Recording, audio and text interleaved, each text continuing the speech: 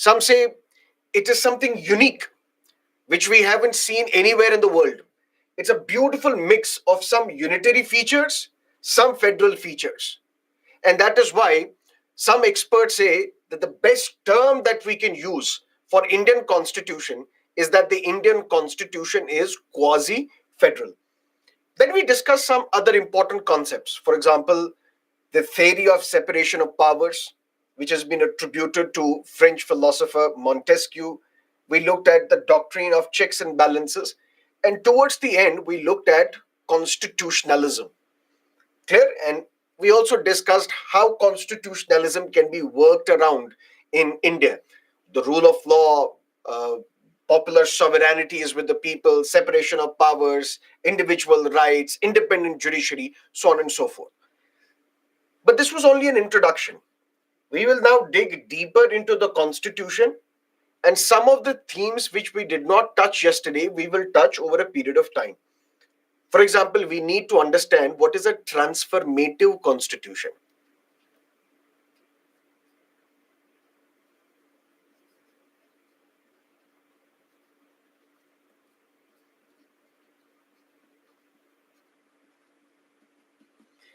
Can we employ the constitution to transform the society? Something that we have witnessed in South Africa.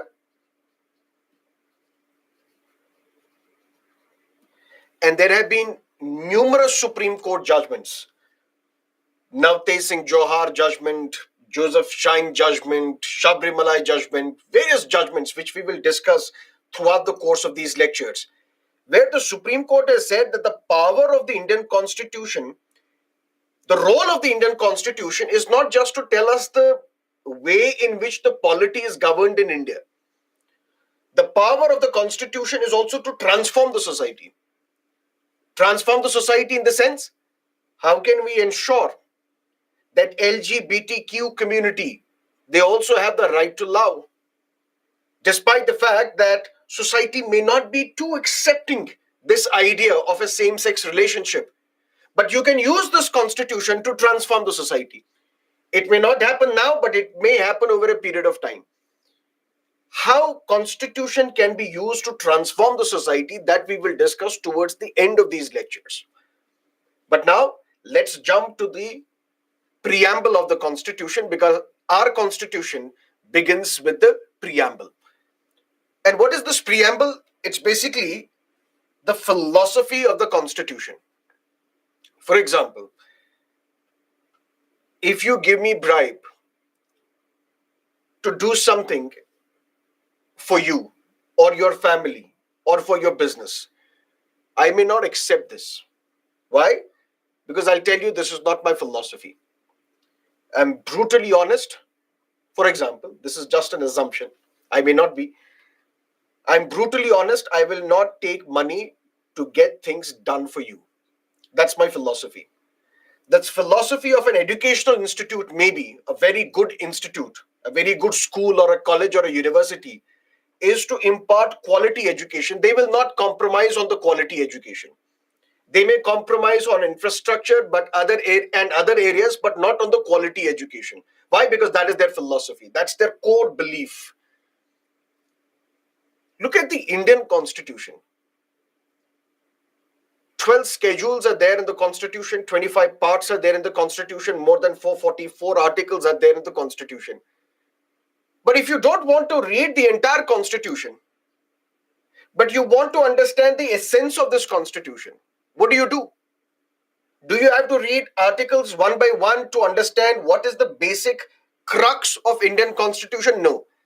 If you want to understand the basic idea behind the Indian Constitution, all you have to do, look at this beautiful text known as the preamble. So preamble is nothing but the philosophy of the Constitution. You may not understand this yet. Let me make it even simpler. For example, you read a book, a novel, for example. It starts with the preface. What does this preface tell you?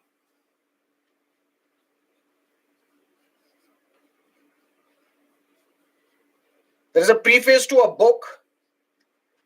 This preface gives you insights into what this book is all about, Not just this preface gives you insights into the writer as well. Listen to me carefully. You want to read a novel, starts with the preface. When you look at the preface, even if you don't read the entire book, you will get an idea, a strong idea, a very core idea of what this book is all about, what this novel is all about, only by reading the preamble, only by reading the preface. Similarly, if you want to have an idea of what is the basic philosophy of the Indian Constitution, you may not be able to read the entire Constitution, just go through the preamble, you will understand the philosophy. But not just this, it will also give you insights into the minds of those who drafted this Constitution.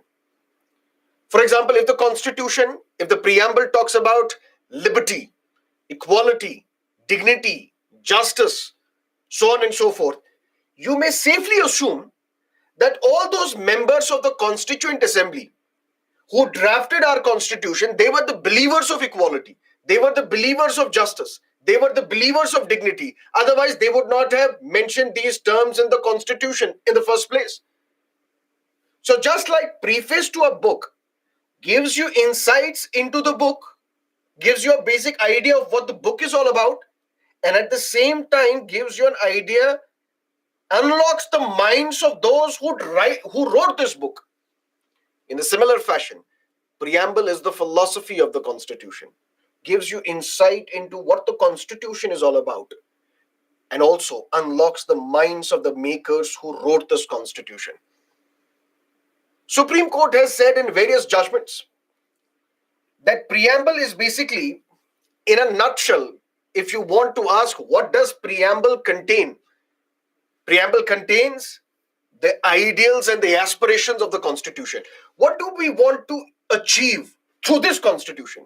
That's mentioned in the preamble, which we will discuss in great detail today. What is the aspiration of this new country that this new country wants to achieve through this Constitution? That is mentioned in the preamble.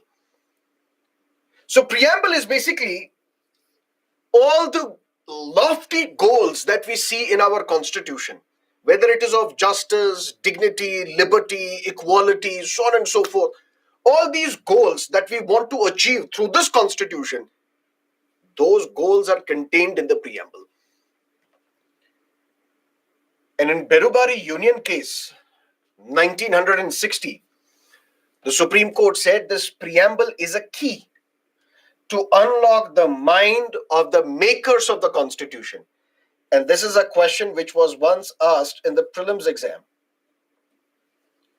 Which of the following can be viewed as a key to unlock the minds of the makers of the Constitution? If you want to understand the thought process of what was going on in the minds of those who drafted this Constitution, for that, you only have to take a look at the preamble of the Indian Constitution. So let me repeat. What is preamble? It's like the philosophy of the Constitution of India. And what is that philosophy? If you want to understand what are we trying to achieve through this Constitution, because let's understand, if the members of the Constituent Assembly came together to write the Constitution, they must have an objective in mind. That through this Constitution, what is it that we are trying to achieve? Are we trying to achieve a society where caste inequality will be reduced, where income inequality will be reduced, where there will be no discrimination on the grounds of religion, race, caste, sex, place of birth? Are we trying to achieve and realize a society where every single individual will be given dignity? Are we trying to achieve a society where the society will help the poor, the downtrodden, the weaker sections of the society? Are we trying to ensure a society where scientific temper would be developed? What is it that we try to achieve through this Constitution? All those ideals, all those lofty goals, all those aspirations are contained in the preamble. And when we look at the preamble, we just don't look at the text. We may also understand the thought process which was going on in the minds of the makers of the Constitution. But this preamble is based on the objectives resolution which was moved by Pandit Nehru in the Constituent Assembly and ultimately adopted by the Constituent Assembly on the 22nd of January 1947. Objectives resolution. Constituent Assembly. And what is that body? You will discuss this in great detail in modern India when modern history would be covered. Members were nominated to the Constituent Assembly so that these members can draft the Constitution of India. They met for the first time on the 9th of December 1946. And over a period of 2.5 years, they worked very hard, toiled to enact a constitution for this country. But the members of the Constituent Assembly had to do what? Write the constitution. What should be the objective of this constitution that we are trying to write, that we are trying to enact, that we are trying to adopt? Pandit Nehru went to the Constituent Assembly, introduced a resolution that this should be the objective of the constitution. What is that objective? We should have a secular polity. What is the objective? Objective should be all the problems of the world can be solved through talks, through diplomacy, through peaceful means. We don't have to resort to war.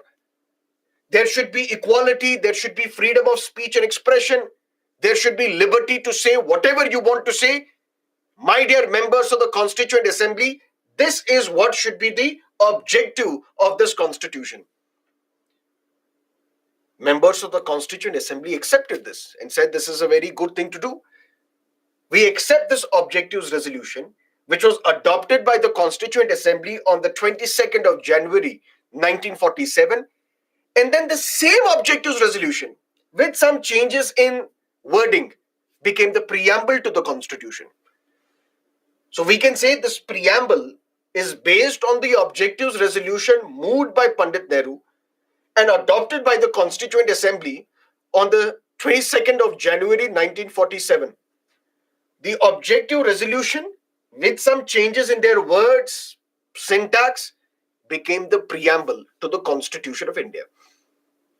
And now let's look at what this preamble is all about. Look at this beautiful text.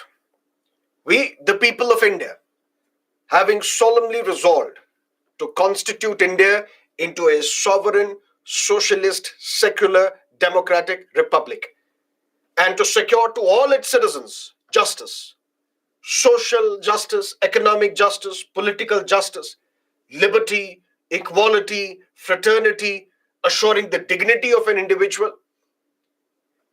When we look at this preamble, we can break this preamble for our understanding for the civil services examination into 4 broad themes.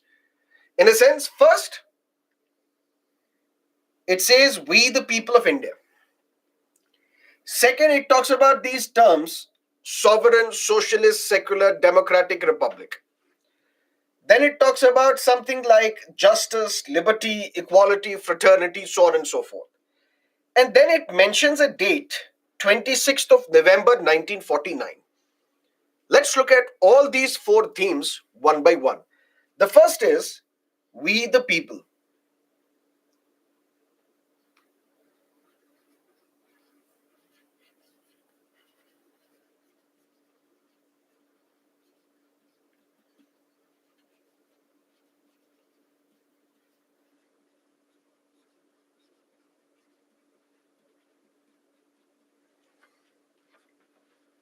The constitution that we are writing, this constitution derives its authority from whom? From the people of India. What does that mean?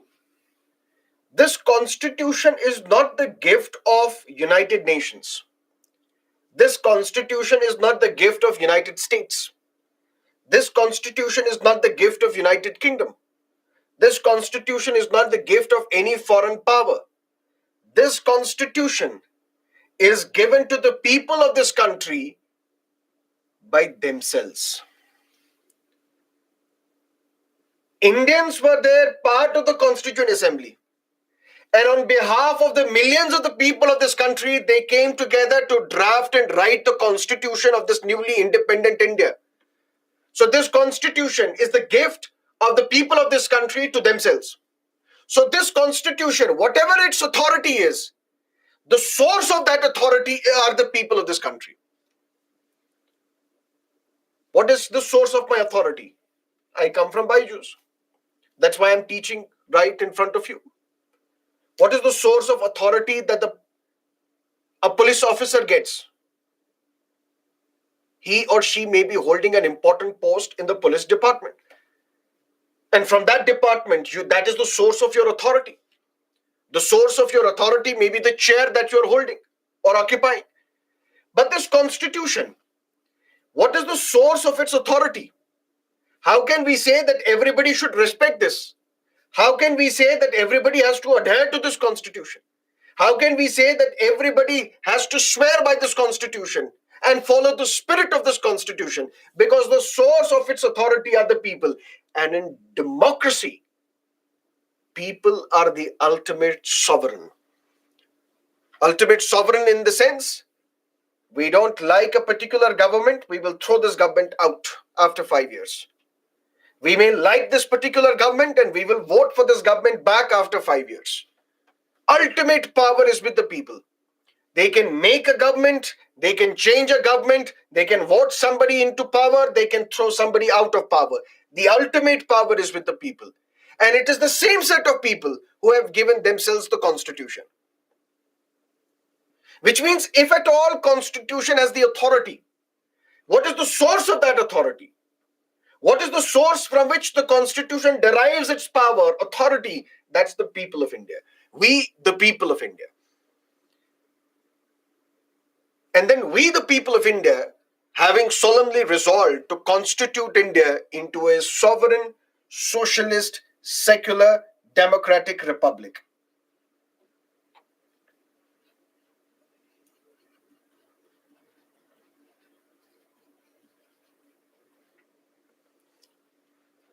Do you know this guy? Yes, I do. This guy is very calm. This guy is shy. This woman is very brave. What is this? This is the nature of an individual. By nature, I am shy, for example.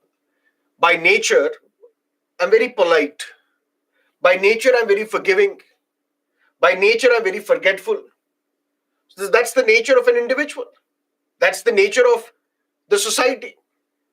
What is the nature of the Indian state? It should be sovereign, socialist, secular, democratic, republic. And I will explain all these 5 phrases one by one, but in a moment.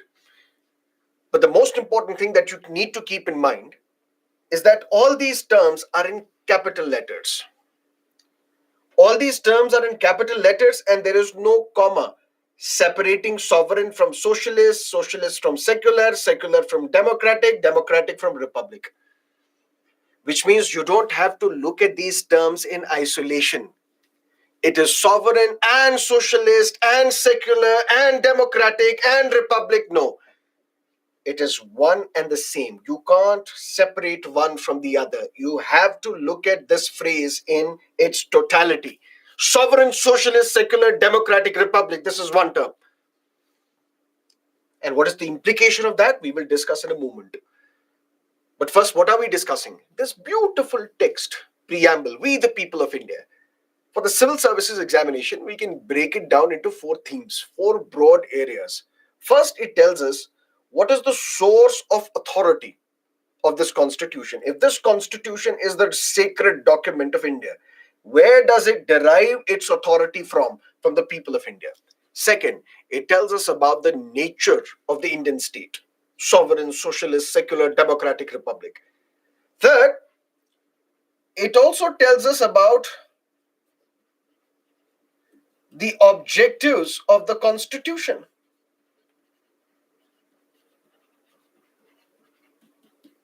Because what is preamble after all? It is a document which reflects the ideals and the aspirations of the constitution. Through this constitution, what is it that we try to achieve and want to achieve?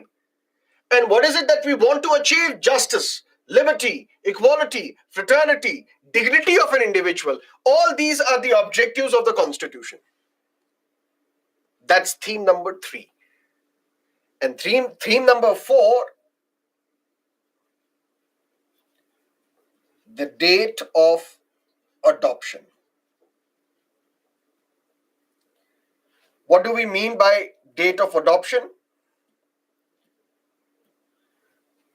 The Constitution, it was ready on 26th of November 1949.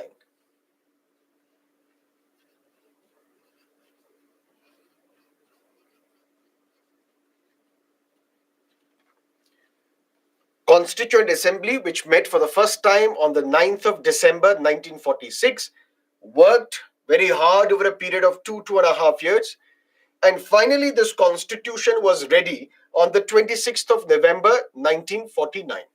Clear? But this constitution was enacted. It entered into force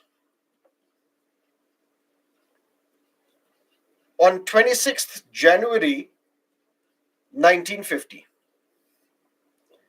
This is known as the date of enactment. And 26th November 1949 is celebrated now as the Constitution Day, and 26th January 1950, you would know, celebrated as the Republic Day. But sir, what's the difference? Do you read newspapers? Yes, sir. Recently, a landmark bill was passed by both houses of the Indian Parliament. What was that bill?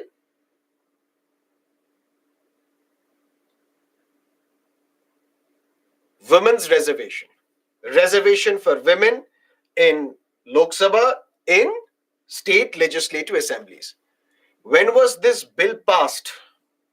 It was passed this year in 2023.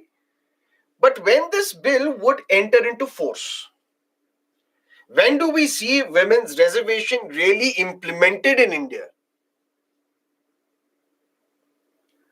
After 2029, we will discuss this in women's reservation.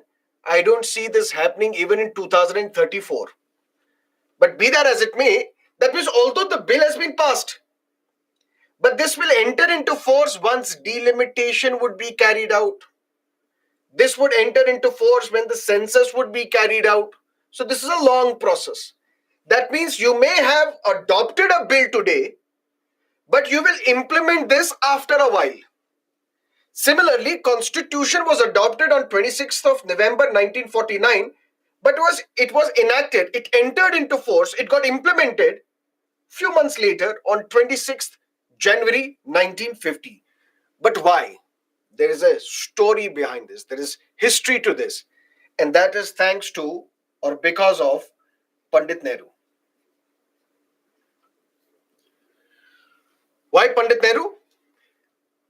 Look at the colonial period when India was struggling for her independence. In 1885, an important organization was born known as the Indian National Congress. A.O. Hume, over a period of time, Dadabhai Naroji, Surendranath Banerjee, and others, W.C. Banerjee, so on and so forth. But initially, what was the role of the Congress, Indian National Congress? They did not want complete independence, which you will study in modern history.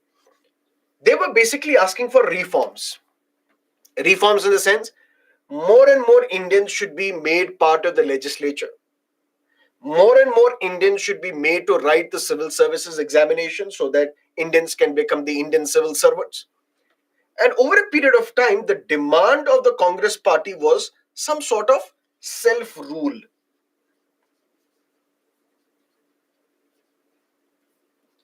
Self-rule known as Swaraj or home rule. Something that Lokmanya Tilak, Annie Besant, they spoke of. Home rule or self-rule or Swaraj. When Lokmanya Tilak said Swaraj is my birthright and I must have it, he was not talking of complete independence. He was talking of home rule. Home rule in the sense, ultimate power will be with the Queen of England. We don't want to come out of the control of the Queen. But please allow us, despite the fact that we will be part of the British Empire, please allow Indians to make laws for the people themselves. Ultimate sovereignty will be with the Queen. Ultimate power will be with the Queen. But please allow us, for our day-to-day activities, allow us to make laws for the people of India. But over a period of time, left wing became very powerful in Congress. Those who were critical of the old members of the Congress party. And this left bloc was led by Pandit Nehru, Subhash Chandra Bose, and others. A historic session was held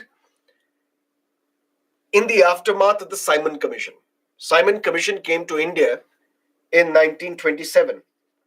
All these things you may have or you will discuss in modern history. Simon Commission, the very task of the Simon Commission was to see if Indians can be allowed to make laws for themselves, whether Indians are fit to make laws for their own members. But there was no Indian part of the Simon Commission.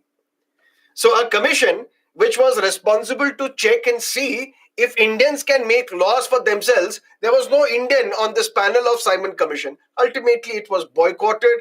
There were protests, and Lala Lajpat Rai also unfortunately passed away in these protests. It was at this juncture that people thought in the Congress party that we should give a final ultimatum to the British government that we need complete independence. But then there were old members of the Congress party who said, no, not now. Let's not antagonize the British. They will kill you, or they will do this, they will do that. We will ask for home rule. We will ask for Swaraj, or we will ask for dominion status.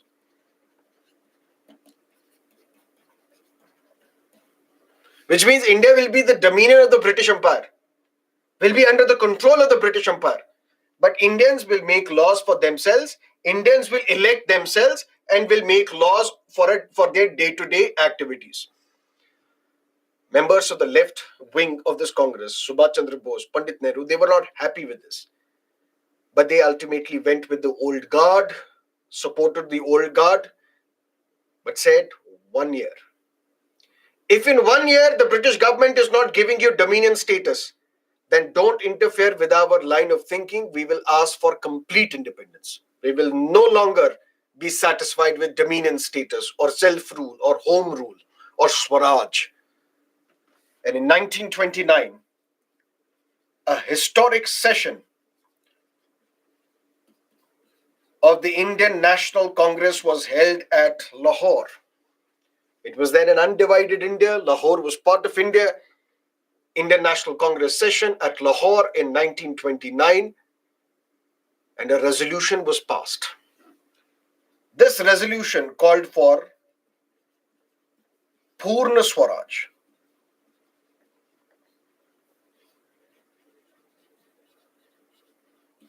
Complete independence. The president of this Lahore session of Indian National Congress was Pandit Nehru. And under the presidentship of Pandit Nehru, a resolution was passed calling for complete independence of India. And for the first time on 26th January 1930,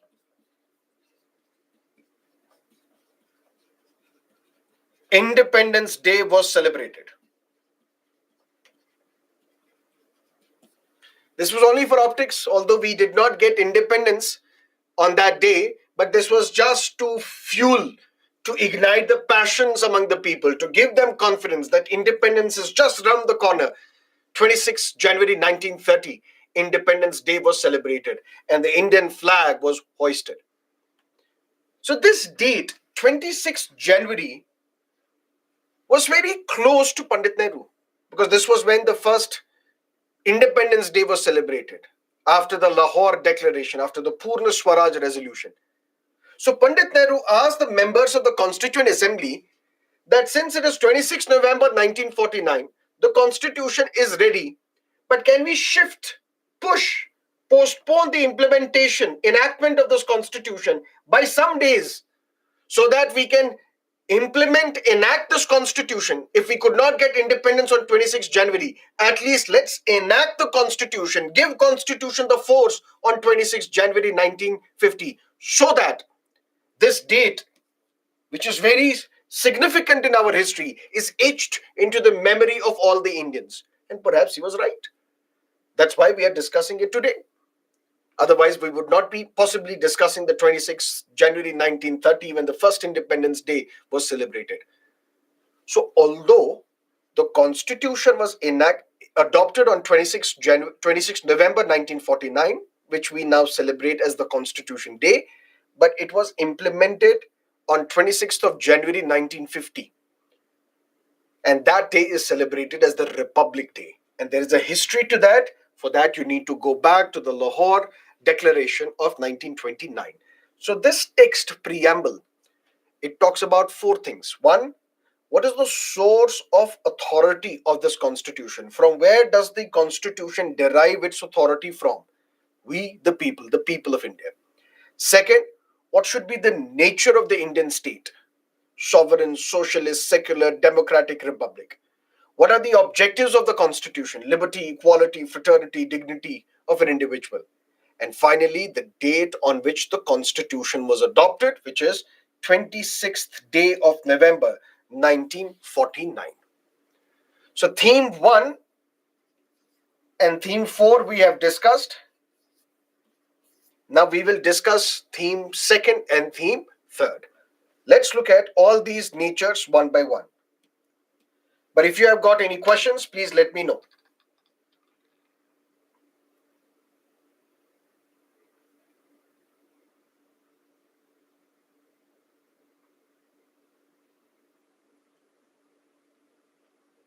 Any questions?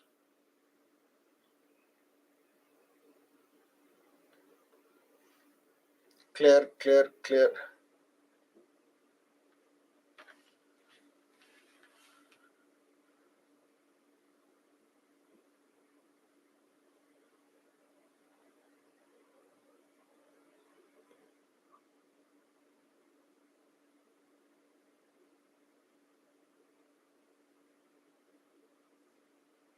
Okay.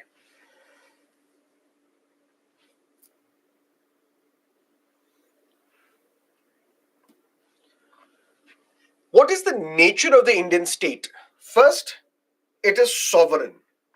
Sovereign in the sense, when we passed the Women's Reservation Bill in the Parliament, did we seek the permission of United Nations before that? When we passed the 3 farm laws, did we ask United States whether we can pass such laws or not? When we implement our policy, for example, on Ukraine, we had a beautiful foreign policy. We neither took sides nor did we antagonize anybody.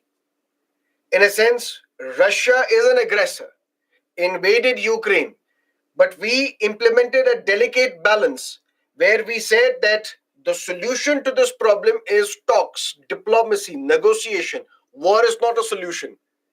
Without antagonizing Russia, without appearing that we are taking the side of the Ukraine. And when we took this decision, when we took the stand, did we seek the permission of Britain or other countries or European Union or NATO? We did not. That means we are sovereign. Sovereign in the sense, we can make or unmake any decision without any interference by any other country. Prior to our independence, were we sovereign? No. Because it was the foreign power, an alien power, the Britain, which was taking decisions on our behalf. So that means the nature of the Indian state is that it has to be, it will be forever and ever sovereign. It can take any decision, it can unmake any decision without any interference by any other country. That's the independent power that this country has. sovereignty. But then you might be asking, or you might wonder, sir, India is also part of WTO. What is WTO? World Trade Organization. And this WTO is imposing some restrictions. Restrictions in the sense you cannot be giving subsidies above this particular point. You cannot be storing the food items beyond this particular point. You cannot stock these food items. And there are so many subsidy boxes, amber box, blue box, whatever these boxes are. Then how can we say that we are sovereign? Because if we violate these directives of the WTO, sanctions can be imposed on us. So if sovereignty means that we can take any decision, we can unmake any decision without any interference by any foreign country, without any interference by any foreign organization, just the fact that we are part of WTO, which imposes restrictions, which dictates us what to do when it comes to agricultural subsidy, whether you can provide diesel subsidy to the farmers or not, whether you can provide electricity subsidy to the farmers or not, whether you can stockpile your food grains or not, whether you can give urea as subsidy or not, then how can we say we are independent? But listen to me carefully. We have joined WTO out of our own free will. And once you join an organization, you have to abide by the rules of that organization. Because you have accepted those rules. But at any point in time, we can come out of WTO as well. So despite the fact that India is part of WTO, we are still sovereign. Because we joined WTO out of our own free will. And we can come out of WTO as well. Are you independent to take a decision? Yes. You are independent to take a decision. You went to a restaurant. That's your independent decision. But inside the restaurant, there is a big board which says no smoking. You're not allowed to smoke. Does that mean you're not independent to take a decision for yourself because the restaurant is dictating terms for you? No, you entered that restaurant out of your own free will. And if you see that board and it is not acceptable to you, you will come out of it and join another restaurant where there is an open display, smoke here. Whatever the case may be, sovereign is the nature of the Indian state, which means Indian state can make any decision, can unmake any decision, can join an organization, can come out of an organization out of its own free will. There can be no interference by any other country. That is sovereignty. So the first nature of the Indian state is sovereign. Second, democratic. Why second, democratic? Because this term socialist, secular, and integrity, these were the three items which got added to the Constitution through 42nd Constitutional Amendment Act 1976. In the preamble, till 1976, these terms, socialist, secular, integrity, these were not mentioned. It was only when Srimati Indira Gandhi was the Prime Minister, Parliament enacted another constitutional amendment. That means Constitution was amended for the 42nd time, and these terms got added: socialist, secular, integrity. That is why when the new Parliament complex was started, when they used the new Parliament complex for the first time, and then the copies of the preamble were given to the members of the Parliament, the opposition said that this is not the updated preamble. Why? Because the words socialist, secular, integrity were missing from the preamble. because these words were added later in 1976. So the nature of the Indian state is one, sovereign, second, democratic. And what is democracy? As Abraham Lincoln said, government of the people, by the people,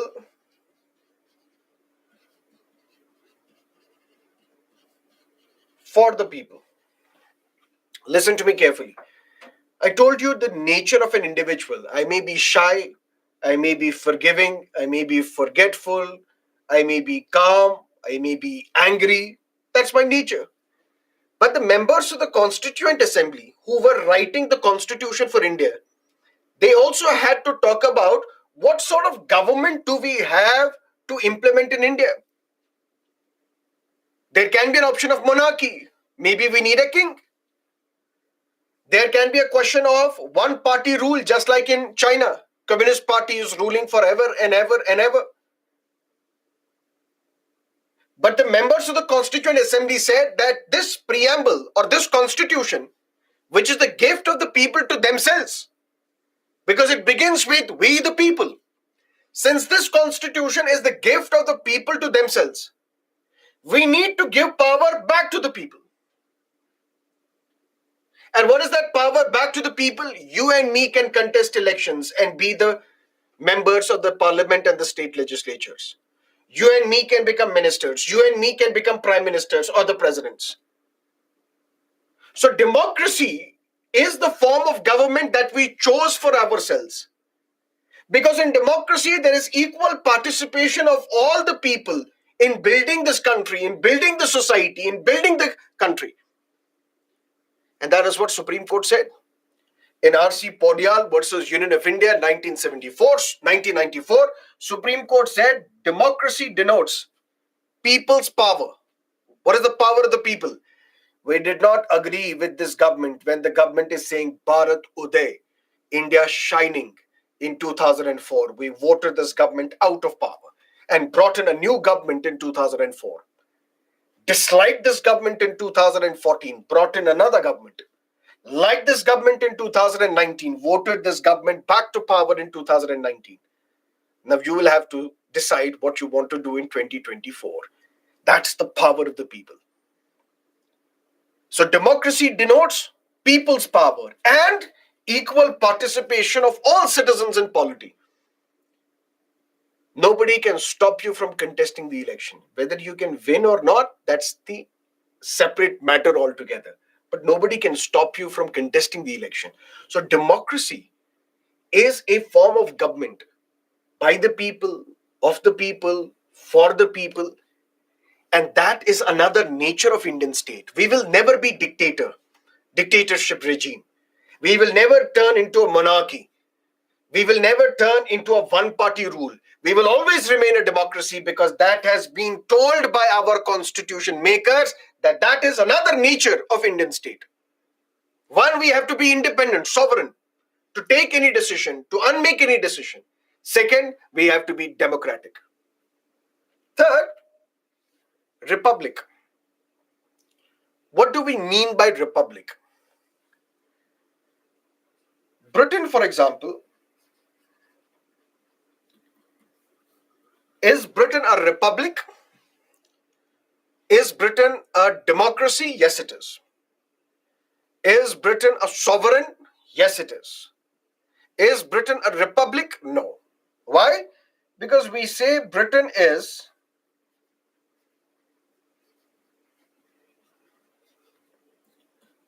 constitutional monarchy.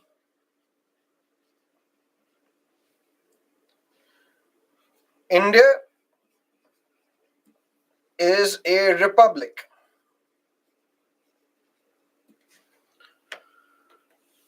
What does that mean? In Britain, who is the head of state?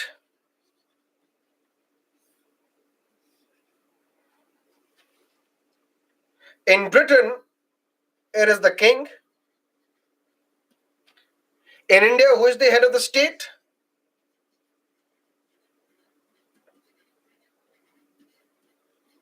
president. Head of the state is the president. The first citizen of India is the president. Why? What are the powers of the president? We'll discuss that when we will start Union Executive chapter, where we will discuss president, prime minister, council of ministers, the cabinet committees, the attorney general for India, so on and so forth. This king, is he elected in Britain? No. The king is holding this office because of heredity. Queen Elizabeth passed away, now King Charles. After that, King Williams. After that, son, daughter, and this goes on, continues forever and ever and ever. India is a republic. Because the head of the state, who is the president of India, is not a hereditary position. It is an elected office. Srimati Draupadi Murmu, she was elected by the people of India. Sir, how was Srimati Draupadi Murmu elected by the people of India? We did not vote. But you voted for your MPs in Lok Sabha. You voted for your MLAs in the Legislative Assembly. And these MLAs of the Legislative Assembly, these MPs of the Lok Sabha, they voted to elect President Draupadi Murmu. So the president is elected by the people, but not directly. You don't directly vote to elect the president of India. You elect the president of India indirectly. Indirectly through your representatives, whom you have got elected to the Legislative Assembly and the Lok Sabha. Prior to Srimati Draupadi Murmu, we had Mr. Ramnath Kovind as the president. Prior to that, we had Pranab Mukherjee as the president. Prior to that, we had Pratibha Devi Singh Patil as the president. Prior to that, we had Mr. APJ Abdul Kalam as the president. So on and so forth. That means tomorrow, can the daughter of Srimati Draupadi Murmu become the president of India? Yes. But not because she is the daughter of the president. She may get elected to the office of the president of India. And that is what we mean by republic. Republic means the head of the state is elected. And it is not a hereditary monarch, just like in England. That is why we say in England, do they have a constitution? Yes.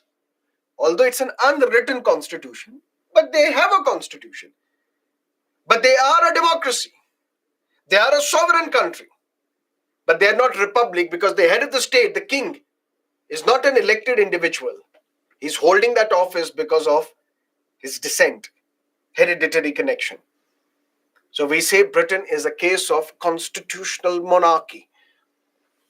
It has a constitution, but it is a monarchy.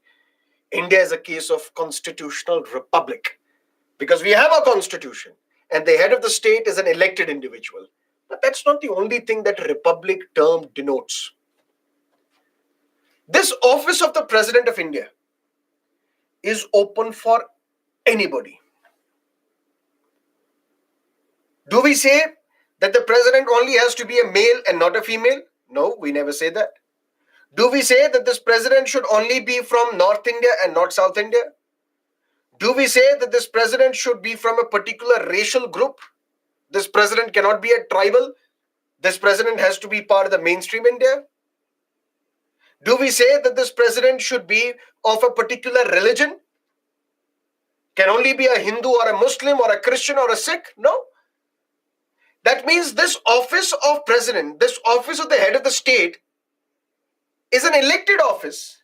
And at the same time, this office is open for all without any discrimination on the grounds of religion, race, caste, sex, place of birth, so on and so forth. That is what we call republic. So what is the nature of the Indian state? One, it is sovereign. It is democratic. It is republic. And third, fourth, socialist. And socialist, you would know, I told you it was not originally part of the constitution, part of the preamble. It was added to the preamble in the year 1976 by way of 42nd Constitutional Amendment Act. But what is the socialist? For that, we need to understand what is the Karl Marx's concept of socialism. Listen to me. carefully. Karl Marx, the most influential philosopher of all time. If you read philosophy, you have to read Marx. If you read sociology, you have to read Marx. If you read economics, you have to read Marx. If you read history, you have to read Marx. If you read political science, you have to read Marx. If you read anything, you have to read Marx. Such is the influence of Karl Marx on various disciplines in the world.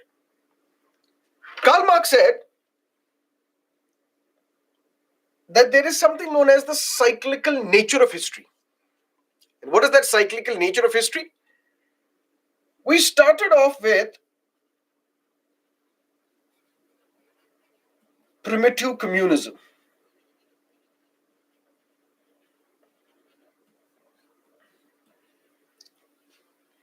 If you are a student of sociology, you have to understand this in great detail.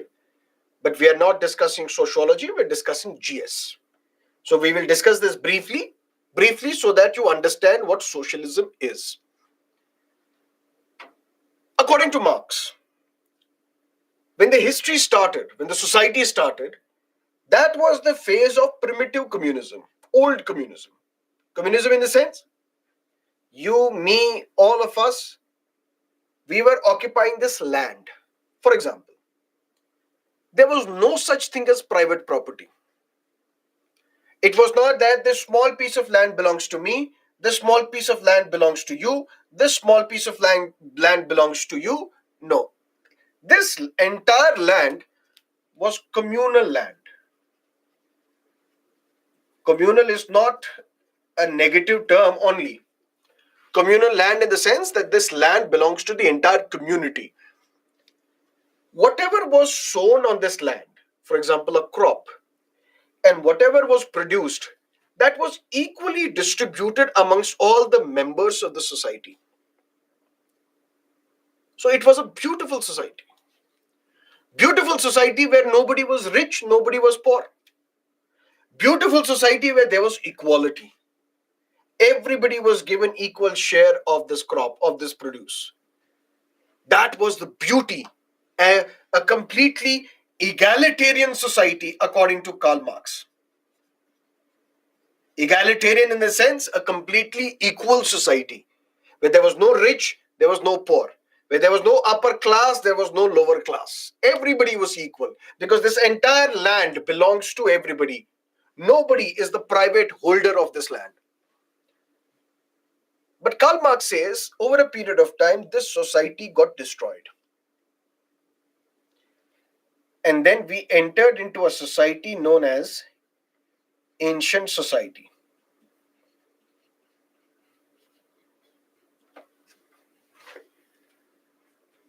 And Karl Marx says it is from this very moment that classes emerged in the society.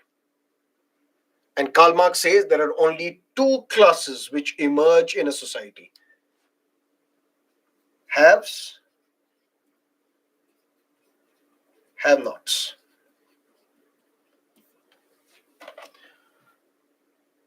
Basically, a complete reverse of an egalitarian, equalitarian society. Now, this is a deeply unequal society. Karl Marx says in ancient society there are two classes: masters and slaves. Masters and slaves in the sense that when this land was a communal land, everybody was the equal holder of this land. Some people, they became masters, took others as slaves and confiscated their property. So now emerged two classes: haves, masters, slaves, have-nots. And over a period of time, even this ancient society got changed, and this ancient society then shifted to a feudal society.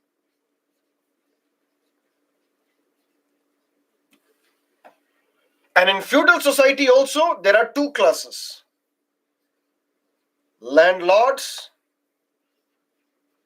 serfs. And according to Marx, when technology changes, when means of production changes, there is a change in the society.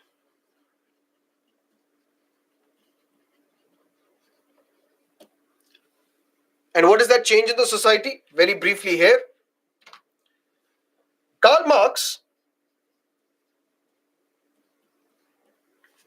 or I will add this on a different slide here so that you are not confused. Karl Marx talks about base structure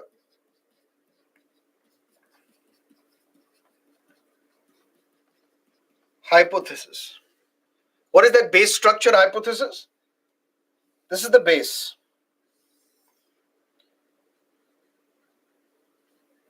And base is always economic. And then we have superstructures at the top. Superstructures, for example, family.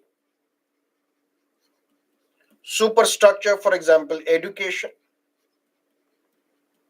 Superstructure can be anything, and this changes because of technology.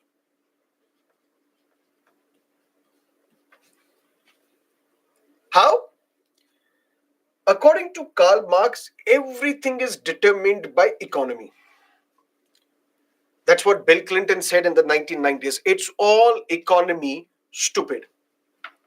Everything is based on economy. When economy changes, and economy changes when means of production changes, when technology changes.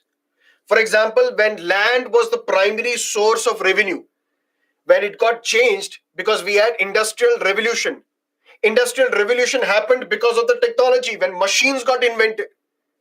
And ultimately, when economy changed, because from agrarian society we moved towards a capitalist society, where technology changed, where means of production changed, the superstructures also changed. Sir, what does that mean? That means, according to Karl Marx, number one, there is some cyclical nature of history. In the sense, we started off with primitive communism, where everybody was equal. There were no haves and have nots. There were no masters and there were no slaves. Everybody was equal in the society. It was an equalitarian society. But then the society got destroyed, or society changed. And we entered into the ancient society, where there are now classes which emerge, masters and slaves. Even this ancient society changed, and we entered into the feudal society. And in feudal society, what is the source of revenue? What is the source of income? Land. And on this particular piece of land, there are landlords who don't work. Some people call them absentee landlords. They are absent from the land. They are playing golf. They're drinking wine, playing chess. But these are the workers who are working on these lands, tilling these lands.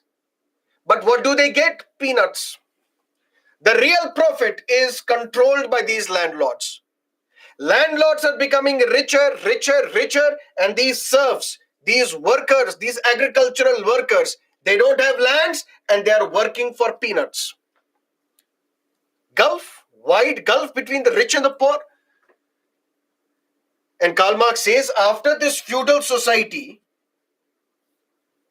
we entered into a capitalist society.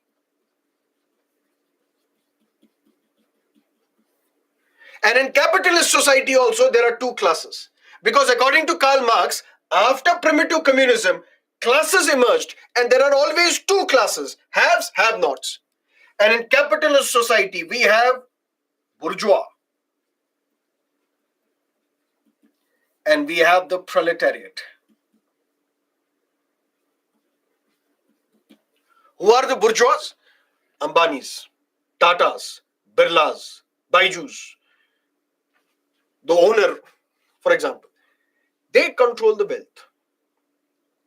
And who are the proletariat? Those who are working in these factories, working in these industries. And these workers are treated like slaves, according to Karl Marx. These workers, since they are given salary, they are made to believe that they have given up their life for these for these bourgeois, for these capitalist class. And Karl Marx saw the condition of these workers from very close quarters.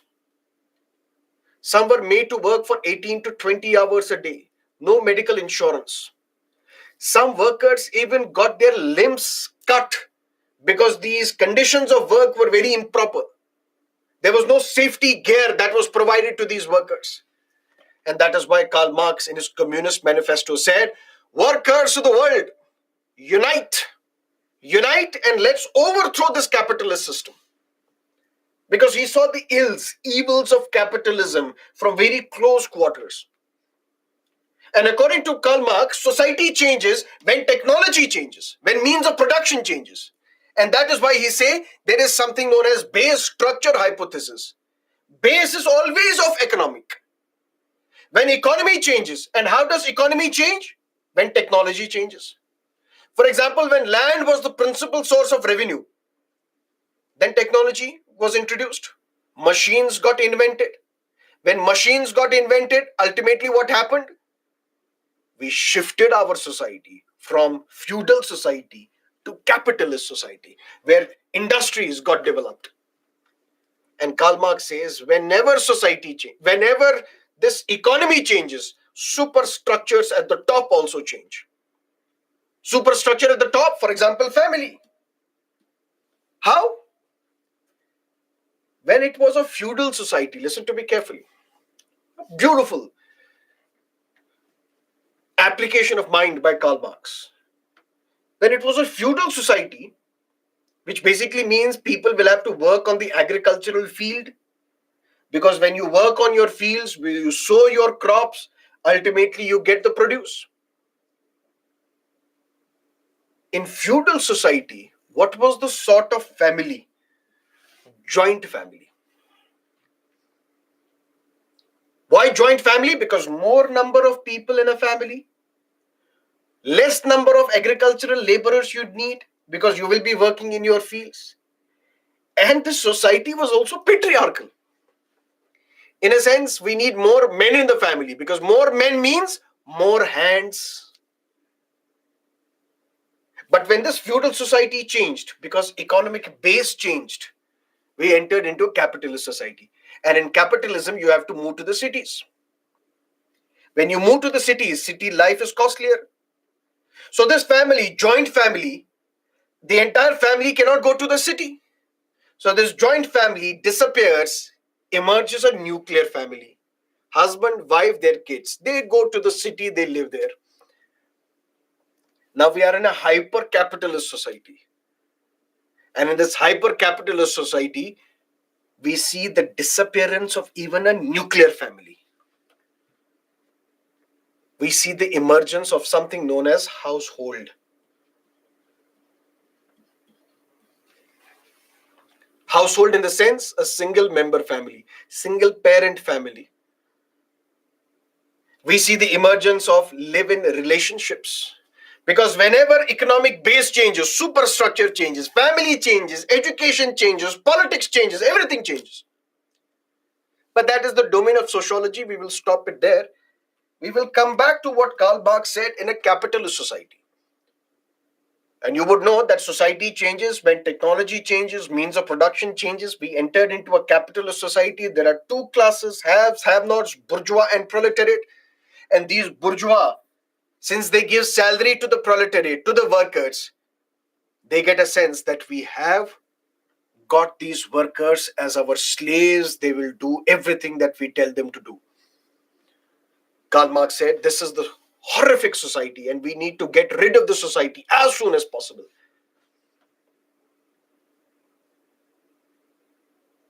All the workers of the world, unite. Unite and let's overthrow this capitalist system. So Karl Marx wanted a revolution.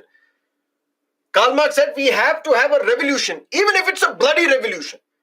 But we need to overthrow this capitalist system. And Karl Marx further said that for this to happen, religion should be destroyed. He was anti-religion. Why religion should be destroyed? Because he said religion is like the opium of the masses. Opium in the sense, according to Marx, all religions teach their followers that you will get something in the afterlife. You will get something in the afterlife. So even if we are poor here, we will be rich in the afterlife. So you get solace, you get comfort. You're being tortured by your bourgeois, by your capitalist founder, by your capitalist owner. You're tortured by this individual. But once you go back home, you pray to Lord and say, in the next life, please give me solace. So for this, Karl Marx says, we will never enact a revolution. Because these people who belong to religion, who embrace religion, they turn docile. They cannot revolt. We need to extract religion from their veins. Otherwise, they will not revolt. Because they need to revolt to overthrow this capitalist system. And Karl Marx said, religion makes poverty tolerable. How? Karl Marx says, look at the Christian hymn. It is easy for a camel to pass through the eye of the needle than for a rich man to enter the heaven.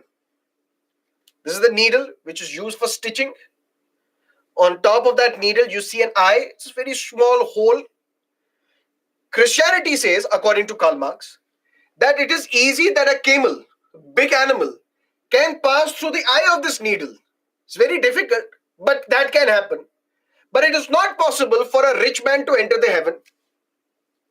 So what is the religion teaching these workers, these members of the proletariat? This bourgeois will never enter the heaven. I will enter the heaven. So I am here for 10 years, 20 years, 40 years, 60 years, 70 years. But after that, I will die and I will go to the heaven, where I will drink wine, where I'll have all the luxuries that I need to think of. But this bourgeois will never enter the heaven. In such an atmosphere, how will you revolt? How will the worker revolt? How will the revolution happen?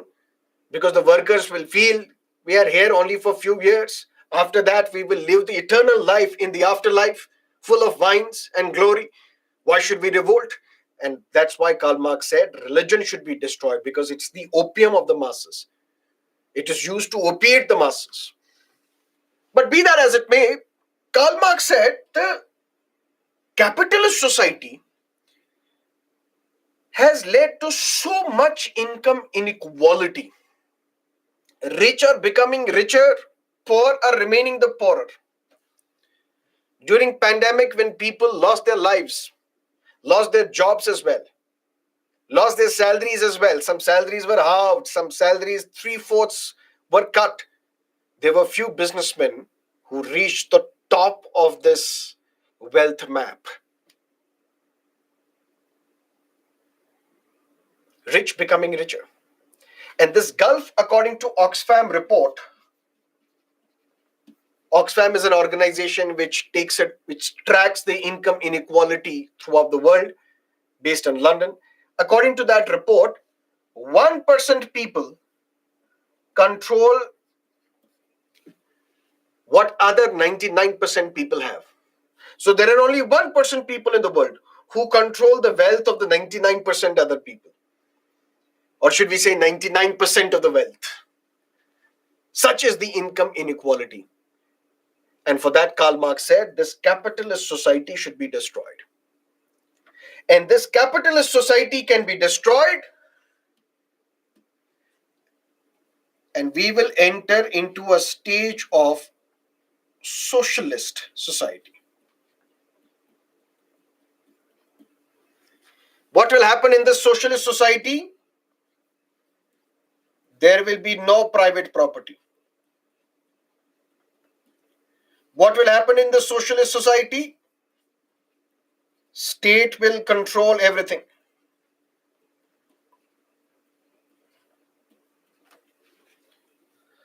Bourgeois who have these factories and the industries. Karl Marx says once capitalist society is destroyed, state will become very powerful. Who is the state? Government. What will government do? Government will abolish private property. You have the private property, you have private industries, factories, corporations, banks, you have land. We will take over the entire property. Now I am the state, I am the custodian of the entire property of this country. Now what I will do, I will distribute it amongst the people. Distribution of wealth will take place. So Ambani's wealth will be distributed amongst the people. Adani's wealth will be distributed amongst the people. Your wealth will be distributed amongst the people. By whom? By the state.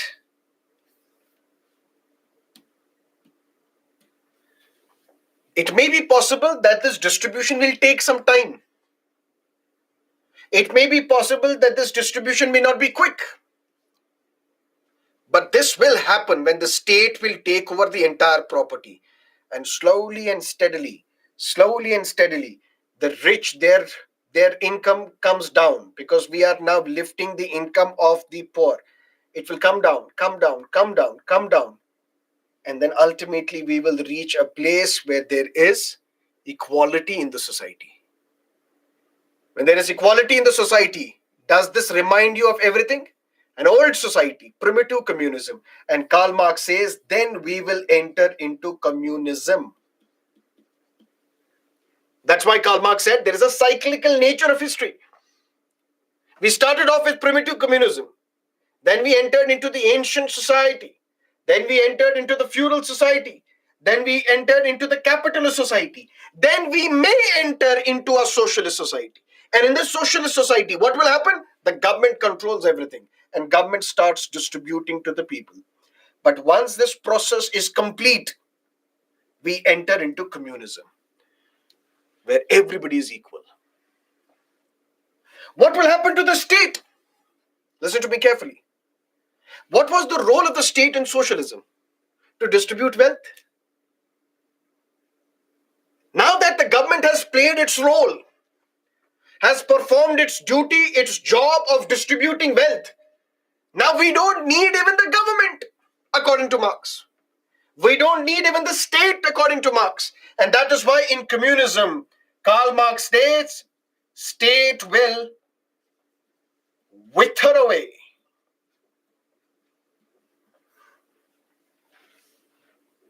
State will disappear, government will disappear. We don't need the government at all. There will be people's rule. And this is where Karl Marx marries Mahatma Gandhi. Not literally, in a sense, their ideas converge. What is Karl Marx's concept of communism? That's Mahatma Gandhi's concept of Ram Rajya, where there is no government required, no state required. A state-less society, a government-less society. Communism. 1976, when Constitution was amended, 42nd Constitutional Amendment Act, this term socialist was added to the Constitution. It raised a lot of eyebrows at that time. Madam Gandhi, you're the Prime Minister. You have got the Parliament to enact this law. Now the preamble is amended. Now socialist is one of the nature of the Indian state. Are you trying to say that from now onwards there will be no private property? Are you now trying to say that from now onwards state will control everything? Are you now trying to say that we will come to a point where even the state is not required because we will enter into communism?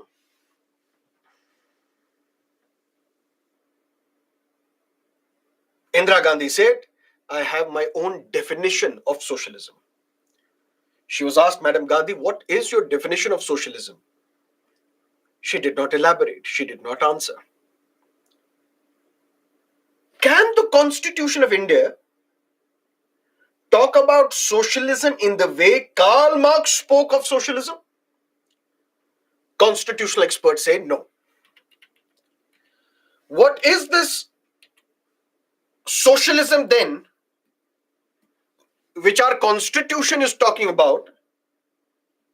Constitutional experts say it is Fabian socialism.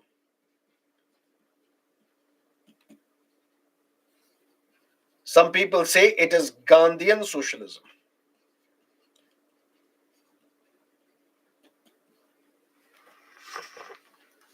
What is Fabian's socialism?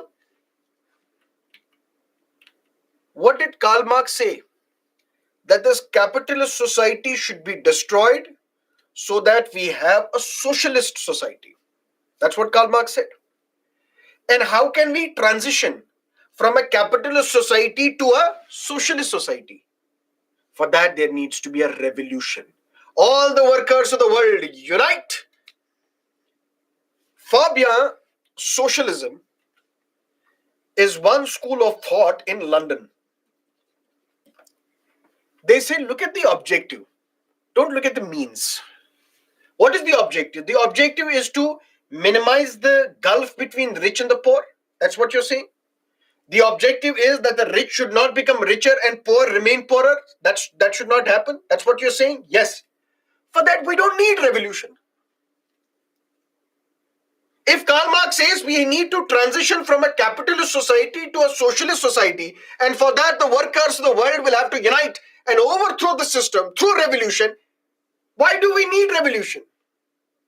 Instead, let government do this. Without a bloody revolution, where the blood will be spilled on the streets, why can't government come into the picture and provide some benefits to the poor, to the downtrodden sections of the society, to the marginalized sections of the society, and lift them? Scholarships, pensions, old age pension, free education, free food, whatever is required, so that we can lift them from their current status. That means government will be used instead of a revolution. So the socialism that is mentioned in our constitution is similar to this. We are not saying the private property of the Adanis, Abandis and Tatas will be confiscated. No, that is where welfare capitalism comes into the picture.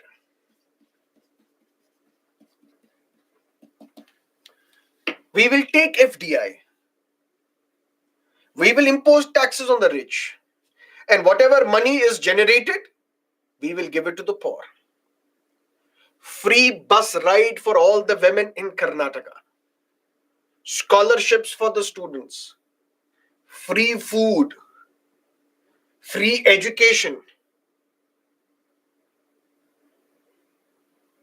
Similarly, some of the health insurance schemes. So whatever we get through capitalism, we will start spending it on the weaker sections of the society, poor, marginalized sections of the society. Who will spend this? Government. And that is what people say. This is socialism in India. Role of the government will always be there to minimize the income inequality. And that is what Supreme Court has also said in DS Nakara versus Union of India. What is socialism in India? It indicates incorporation of a philosophy, of an idea, that we need to eliminate inequality in income, in status, and the standards of life. That is the objective of that is the nature of the Indian state. That we need to minimize, eradicate, eliminate the inequality, whether it is inequality of income, whether it is inequality of status, whether it is inequality of the standard of living. We need to eliminate that, and that is socialism in India. The socialism in India is not something that Karl Marx spoke of, where even the government will disappear, will wither away after some time. No. So the preamble, it talks about 4 things. We, the people of India, which means what is the source of authority of the constitution? People of India. 4th, it talks about the date on which the constitution was adopted. 2nd, it talks about the nature of the Indian state. And what is the nature of the Indian state? It will be sovereign. It will be socialist. It will be democratic. It will be republic.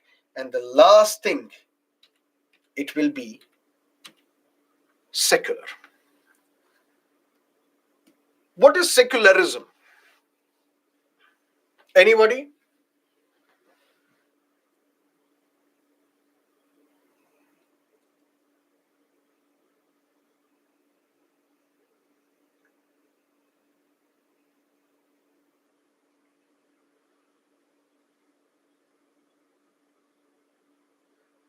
Don't write like this in the exam. I asked what is secularism, and majority of the students are writing no religion. What does that mean?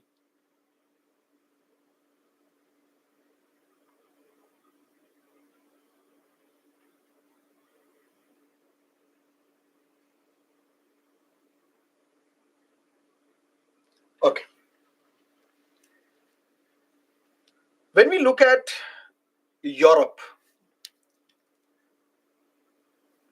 there was a time when church, which is a religious institution, was deeply involved in the affairs of the state. Church gets to decide what should be the economic policy, what should be the education policy, what should be the family policy. Church gets to decide everything. Then came the period of Renaissance. And in that period, we saw some beautiful concepts emerged in Europe. And one such concept was secularism. And in simple terms, secularism means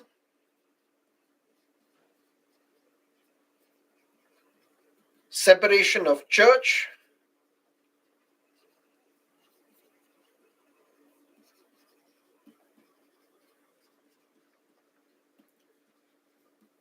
from the matters of the state.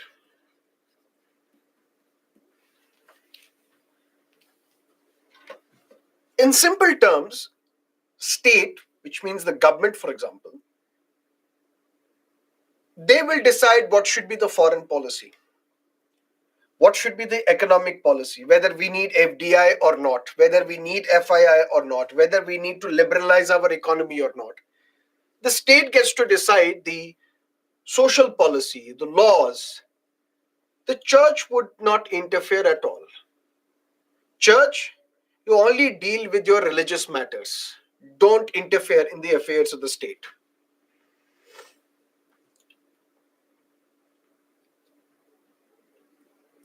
That's what Jagjit Singh once sang. मुझको कदम कदम पे भटकने दो वाइजो. Let me swing here and there after I'm drunk. Oh, the preachers of the religion. तुम अपना कारोबार करो, मैं नशे में हूं.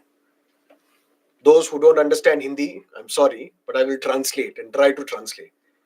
You do your business. You do your dhanda. I will be in high spirits. So it is similar to that. State will do its own job, own policies. The church would be separate. You deal with your religious matters. Do whatever you want to do. We will not interfere in your affairs. You don't interfere in our affairs. That's secularism. But the kind of secularism that we see in different parts of the world also varies. For example, secularism in France is slightly different. There was a time when the hijab was banned in Paris, in France. Why? On the streets. At your home, if you want to wear hijab, do it, because we will not interfere. We will not enter the private bedroom of your space. But in the open area, in the common area, on the streets, you should not be wearing hijab. Why? Because the streets are a secular place. Don't indoctrinate religion into the secular space. If you want to practice religion, practice within the four walls of your home. We will not interfere. That's the form of secularism in France. There's a form of secularism in the United States. Complete non-interference. We will not interfere in your religion. You want to pray to one God or 10,000 gods, doesn't matter. You want to pray or not pray, doesn't matter. We will not interfere. So complete non-interference in United States, that's secularism. Interference in France, so that you don't display your religious symbols publicly, because the public place is a secular place. That is secularism in France. There is secularism in China, because China, they say we are a communist state. And communism is the policy of Karl Marx. And Karl Marx says religion is the opium of the masses. Religion should be destroyed. That is why China ensures that religion is not even practiced. They have a province, the Xinjiang province, or Xinjiang province, as some people pronounce it, where there are the ethnic Uyghurs.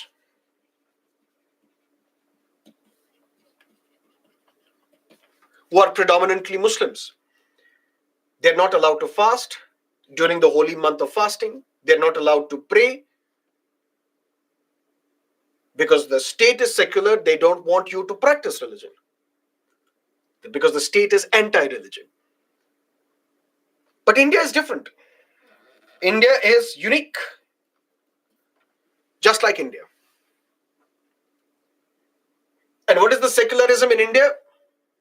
Secularism in India is, number one, we will protect all religions equally.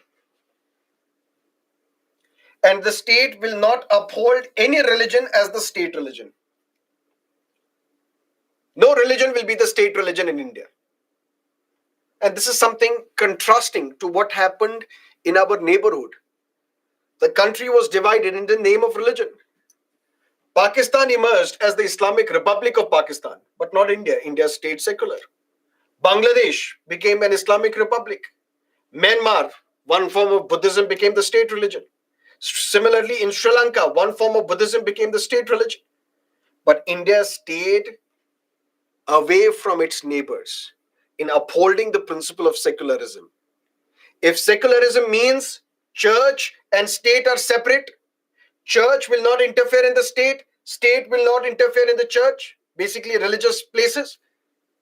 In United States, it is complete non-interference. In China, it is complete interference in the sense that you can't display religion because we are anti-religion. And in India, we say secularism means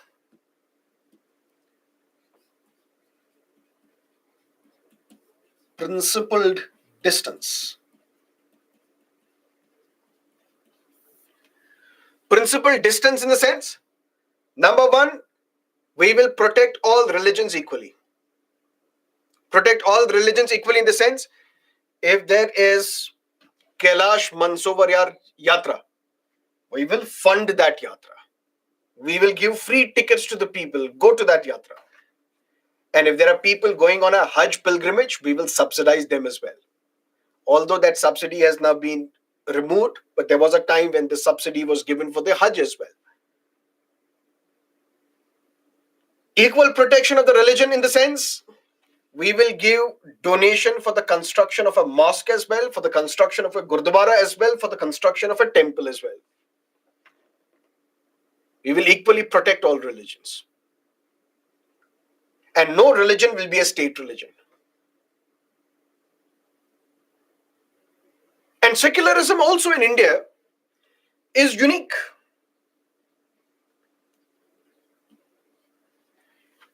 Unique in the sense that we have political parties in the name of religion.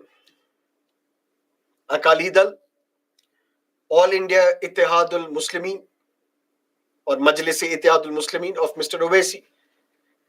We had Hindu Mahasabha. We had the Christian parties. That means India is unique. Just like India, because religion is so much intimately associated with the lives of the Indians that you can't take religion out of India or religion out of the psyche of Indians. That is why the constitution maker said we will have a different form of secularism. And what is that different form of secularism? We will equally protect all religions. And at the same time, we will not uphold any religion as the state religion. And at the same time, we will ensure that there is no discrimination.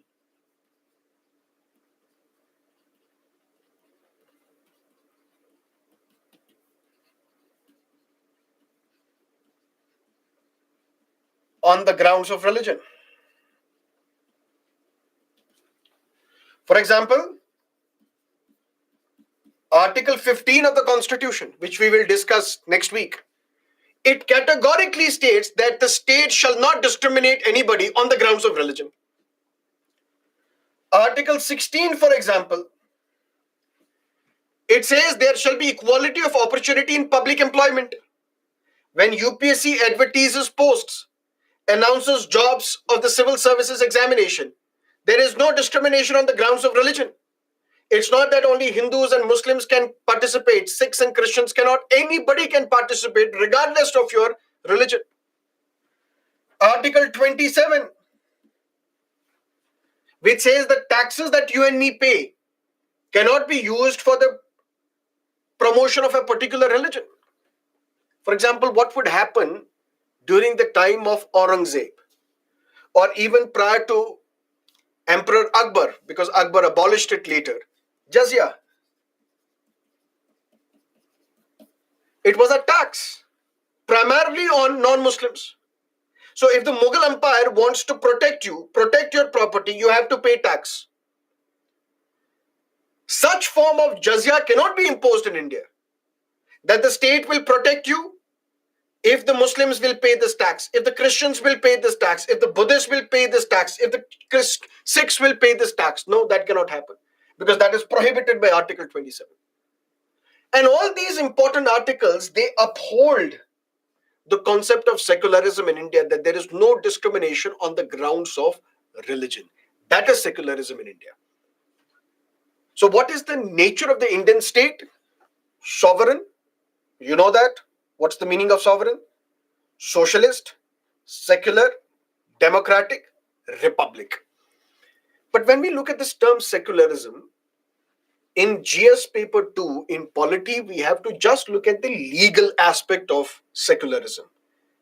Then there is a social aspect of secularism. That is something that we will be discussing in GS paper 1, where we will talk about social issues. So secularism, for example, some people say is under assault in India. Why? Because we see majoritarianism emerging in India. When the Prime Minister is openly conducting the puja, when the new parliament complex is to be inaugurated, is that not upholding or promoting one particular religion at the expense of others? When the Rafale jet is to be inducted into the Indian Air Force, the defense minister performs the puja, which is a Hindu ritual. Is that not promoting one particular religion at the expense of others? The rise of majoritarianism and its impact on secularism, that will be the subject matter of GS paper 1, where we'll have to discuss social issues. For example, communalism, regionalism, secularism, society of India, so on and so forth. In GS paper 2, I just have to tell you what is secularism from the legal perspective in India. And that is, the state will not uphold any religion as its state religion. The state will equally protect every religion, and there will be no discrimination on the grounds of religion. So Article 15 makes it clear that the state shall not discriminate only on the grounds of religion. Article 16 makes it clear that all public employment, there should be no discrimination on the grounds of religion. Article 27 makes it clear that there can be no tax specifically for the promotion of a particular religion. All these things make it abundantly clear that what we follow is secularism. And was India secular before 1976? Yes. But before 1976, secularism was implicit in India. Implicit in the sense, although these articles did not say that we are a secular state, but these articles meant that we are a secular state, where there is no discrimination on the grounds of religion. But what was implicit till 1976 became explicit in 1976. That's the only difference. Clear?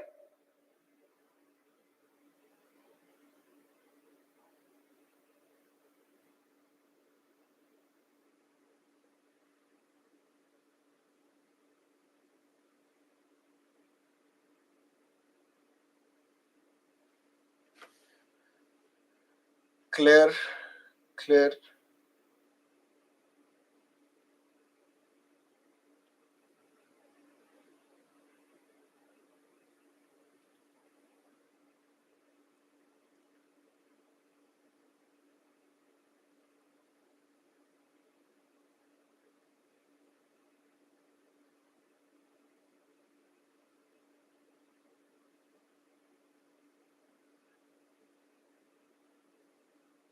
Shiva Kumar, what's your question, please? NCRTs of 6th and 10th, not important, not important. Explicit in 1976 because we mentioned it in the constitution that we are secular. That means we became explicit, we openly declared it. Otherwise, previously it was implicit, it was hidden. Secular word was not there, but the idea of secularism was there already.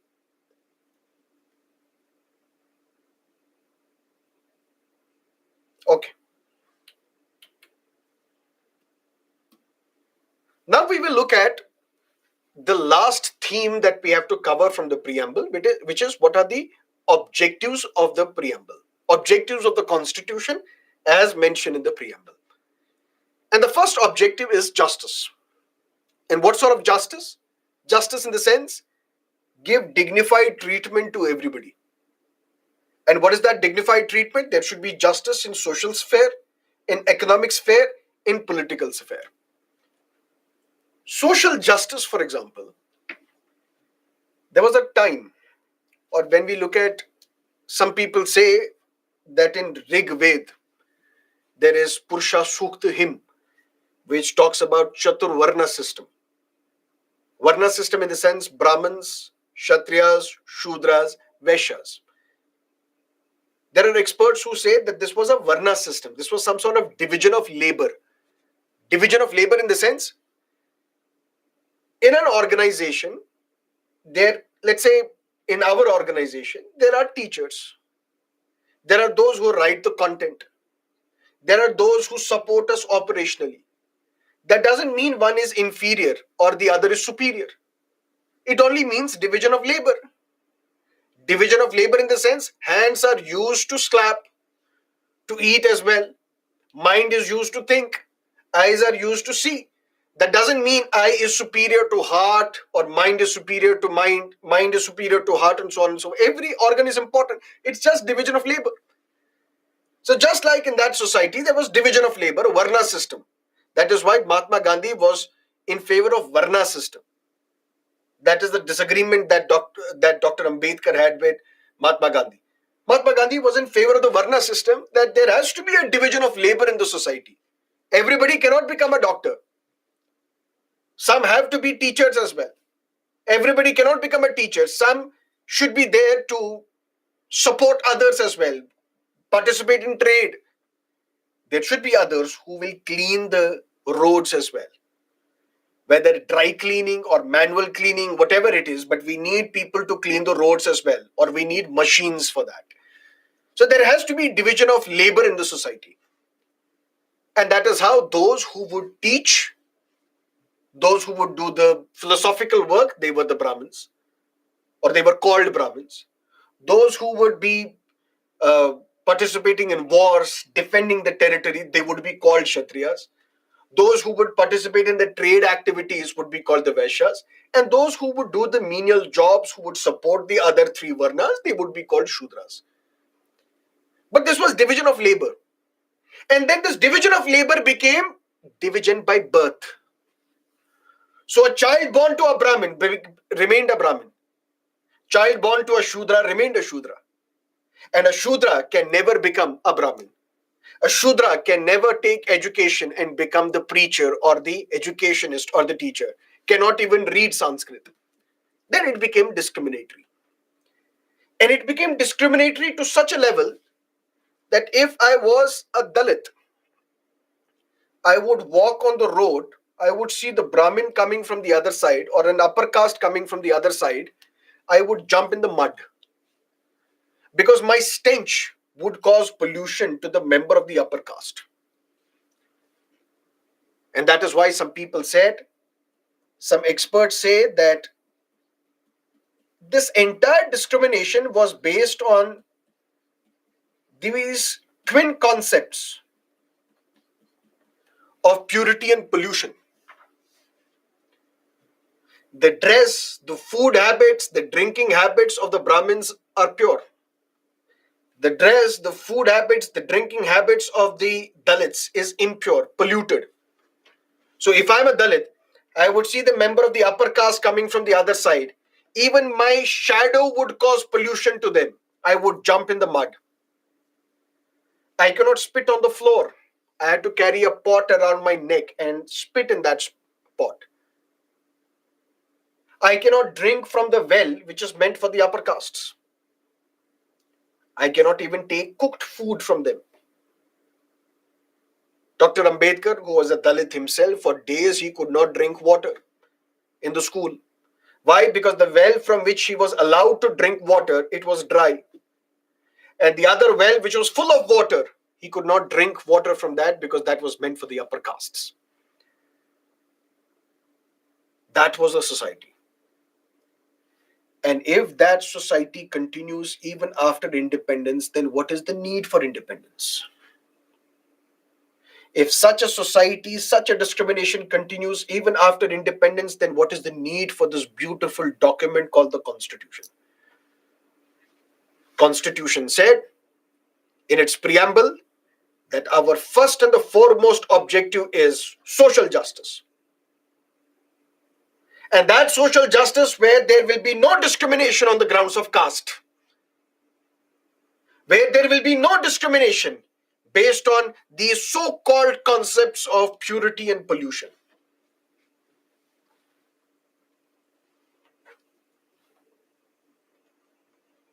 This individual is a manual scavenger.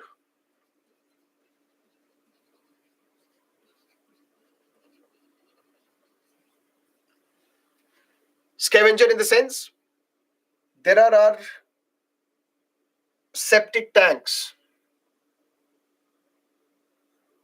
manholes.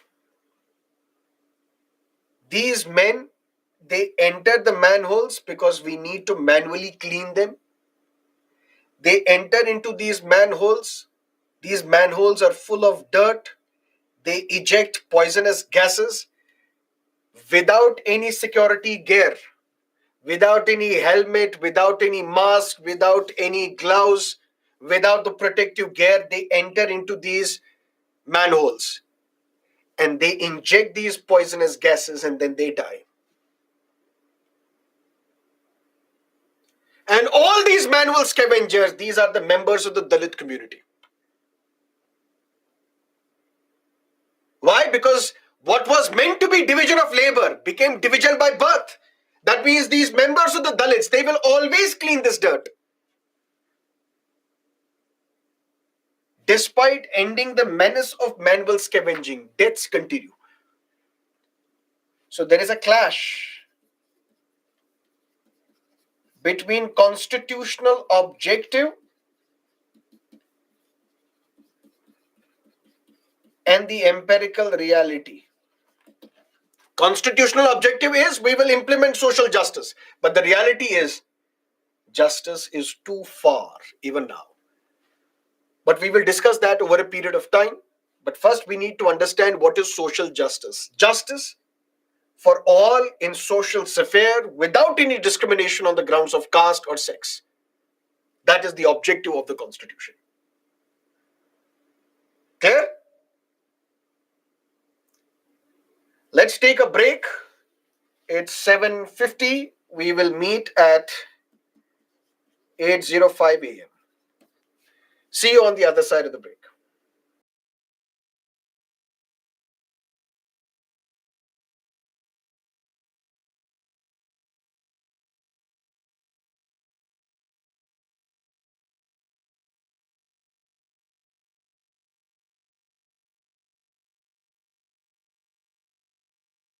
Themes in the preamble.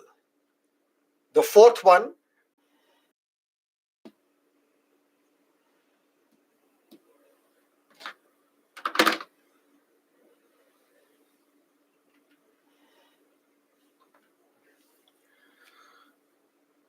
four themes in the preamble. The fourth one, what are the objectives of the Constitution? What are the objectives that we want to achieve through this Constitution? The first is social justice. Second, political justice. What is this political justice? United States of America is considered to be a very progressive society, a liberal society. They've never had a woman president. Hillary Clinton came close to becoming the president of the United States, but was defeated by Donald Trump. They gave voting rights to women very late. Even Britain gave voting rights to women in the 1920s. Even Switzerland gave voting rights to women in 1970s. But India started with this experiment that there should be no discrimination between man and a man or a man and a woman in political sphere. In one single step, in 1950, voting rights were given to all, regardless of their gender, regardless of their age, regardless of their language, regardless of their religion, regardless of their caste. So there was a time when voting rights were given only to those who had property during the colonial period. There was a time when voting rights were given only to the educated class. But in 1950, when the constitution was enacted, voting rights were given to all. Yes, there was an age limit. Somebody who is an Indian should be above the age of 21 in order to vote in the elections. Later on, this voting age was reduced to 18. There is an age which you have to achieve after which you can contest elections. For example, you should be 25 years in order to contest elections to Lok Sabha or Legislative Assembly. But beyond that, there is no other discrimination. No matter what religion you come from, what caste you come from, what language you speak, what gender you possess, there is no discrimination whatsoever. And that is what we call political justice. Universal adult franchise. Anybody who is an Indian and is above the age of 18 has the right to vote, the right to contest elections. And one classic example of this is Lily Thomas versus Union of India 2013. What is that case? We have a law known as Representation of the People Act 1951. Listen to me carefully. When we will discuss elections, we will discuss this law in great detail. Representation of the People Act 1951. It is this law which governs the conduct of elections in India, whether elections to Lok Sabha, elections to the state legislatures. And there used to be a section, Section 8, Clause 4 of the Representation of the People Act 1951. And what it did, it created a classification. Classification in the sense, ordinary citizen and a legislator. Who is an ordinary citizen? You, me, others. We are not part of the legislature. We are not MLAs. We are not MLCs. We are not MPs of Lok Sabha, Rajya Sabha. Sorry. If, for example, we have committed a crime for which we have been sentenced to 2 or more years in jail,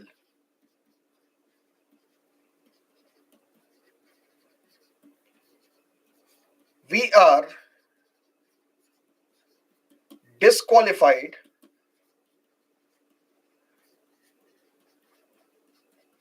from contesting elections. We cannot contest elections.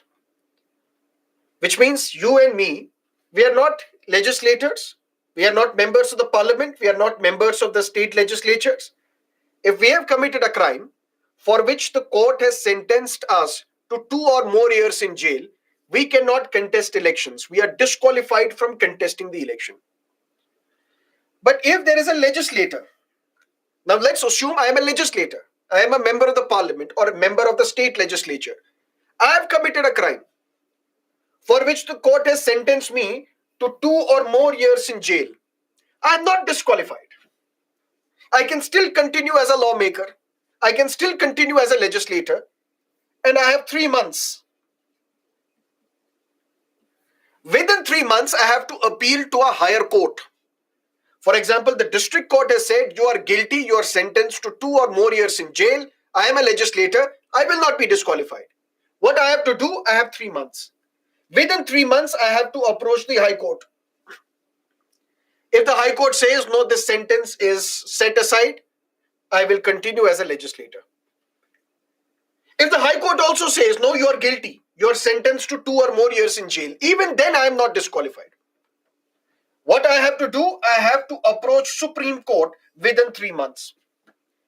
And only when the Supreme Court says you are guilty and you are sentenced to 2 or more years in jail, I will be disqualified. That means this section 8 clause 4, what it does, it creates a classification. An ordinary citizen, if you have committed a crime for which 2 or more years punishment is given to you, you are disqualified from contesting the election. But if you are a legislator, you are not disqualified. Instead, you are given 3 months window to appeal to a high court. Instead, you are given 3 months window to appeal before the Supreme Court. Matter went to the court. Lily Thomas versus Union of India. Lily Thomas argued before the Supreme Court, my lord, the objective of the Constitution is political justice. Court said yes. My lord, political justice means there should be absence of any arbitrary distinction between man and a man in political sphere.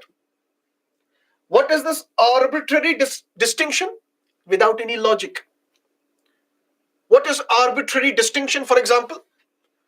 All the students who are attending this class right now, if I were to say that those who attended this class, joined this class at 6 a.m.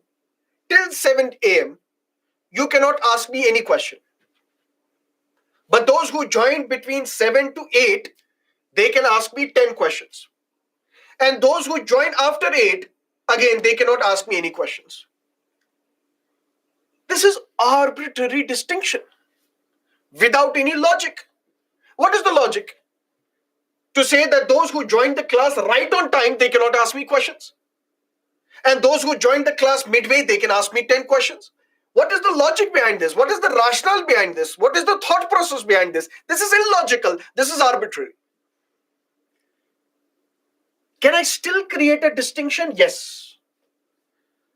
Can I still create a distinction which is not arbitrary, which is not illogical? Yes, I can. How? If you are from law background, you can ask me only one question. Because you know the law, you may have a doubt here and there, you can ask me one question. But if you are from a science background, or if you are from engineering background, you can ask me 10 questions. I'm creating classification. I'm classifying students. I'm discriminating students, but on some logical grounds, on some valid grounds, on some genuine grounds. Because those who need more protection, those who need more guidance, I will give them more opportunity to ask me questions. This is logical. Lily Thomas argued that this distinction, where you are discriminating between an ordinary citizen and a legislator, both have committed crime. One cannot contest elections, other can contest elections and continue as a lawmaker. This goes against the principal philosophy of the Constitution, which is political justice, the idea of political justice. Supreme Court said, you're absolutely right. This section 8 clause 4 is unconstitutional. Why unconstitutional? Because it creates an arbitrary, illogical distinction between man and a man in a political sphere.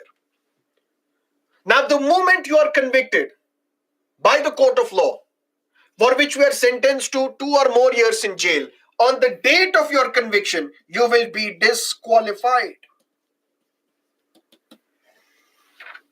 Shri Rahul Gandhi was convicted by a court in Gujarat for defamation, criminal defamation. On the date of his conviction, he was disqualified. Yes, then he approached the High Court. High Court said, no, you are guilty, remained disqualified. Then he approached the Supreme Court. Supreme Court said, yes, we will hear this case. Till that time, you can continue as the lawmaker. That means only after the intervention by the court. Otherwise, on the date of your conviction, you are disqualified. Today's newspaper, when you will read a member of parliament from Lakshadweep who belongs to the NCP, Nationalist Congress Party, he has been disqualified by Lok Sabha because he was convicted by the court of law for some offense for which he was given 10 years in jail. And now he has been disqualified from Lok Sabha. We will discuss his case again when we will discuss the Representation of the People Act. But the point is, preamble tells us the fourth theme that it talks about is what are the objectives of the Constitution. One objective is justice. Justice, social justice, political justice, and economic justice.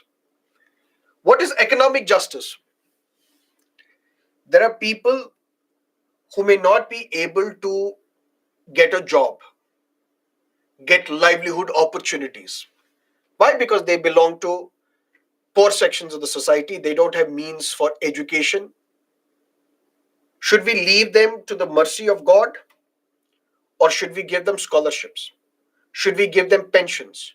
Should we give them wages under Mahatma Gandhi National Rural Employment Guarantee Act, MG Narega? Economic justice. During COVID-19 lockdown, when millions lost their lives, when there was a threat to the small entrepreneur, loans were given at cheap rates to these MSME sector, medium, small, and micro enterprises. That is economic justice. Economic justice means those who are old age pension should be given to them. Those who cannot afford insurance, free insurance is provided to them. The state will not turn a blind eye to those who are from marginalized, weaker sections of the society. That is economic justice. So that we can improve the standard of living of the people, so that we can make the life meaningful for all the members of our society. That is justice. That is economic justice. And that is another objective of the Constitution. Another objective is liberty. What is liberty? Freedom. Freedom of thought, freedom of expression, freedom of belief, faith, and worship. That's another idea of a secular state. We will not force you to follow one particular religion. You are free to choose a religion of your choice. You have that liberty, you have that freedom to think whatever you want to think. Write a book, write a novel, make a song, make a movie, draw a cartoon. Whatever you want to believe in, you have that liberty, you have that freedom. That's another objective of the Constitution. Liberty, freedom of thought, belief, faith, worship. You can worship your God. That's another objective of the Constitution. And there has to be equality. Equality in all sphere. We will not discriminate on the grounds of religion, race, caste, sex, place of birth. There should be no inequality in the society. Complete equality, that's the goal. Fraternity. We are a land of diversity. You travel 50 kilometers, you will see another language being spoken. If not another language, at least another dialect used by the people. Diversity is religious.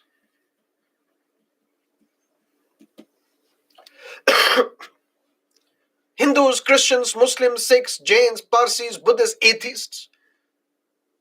Different set of people. Diversity is caste. People of different castes. Diversity is there are different tribes. Diversity is different languages being spoken. Diversity is food diversity. Diversity is the clothing that you use. There is so much diversity in this country. From north to south, from east to west, in the central part of India, so much diversity. Yet we are united by oneness. And that oneness is the idea that we are all Indians. how can we implement a sense of brotherhood amongst all the members of our society, despite the fact that we are diverse in our languages, in our religion, in our caste, in our tribal character, in our food, in the way we dress ourselves? There is so much diversity, yet we are united. And we have to ensure, constitution has to ensure that we have that feeling that we are the children of the same soil, we are from the same motherland. That is why constitution says you can travel freely throughout the territory of India. That is why the constitution says you can reside and settle anywhere within the territory of India. That is why there is no ban on the migration of people from one part of the country to another part of the country.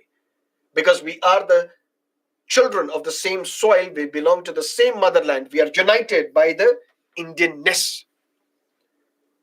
And all of these three things, liberty, equality, fraternity,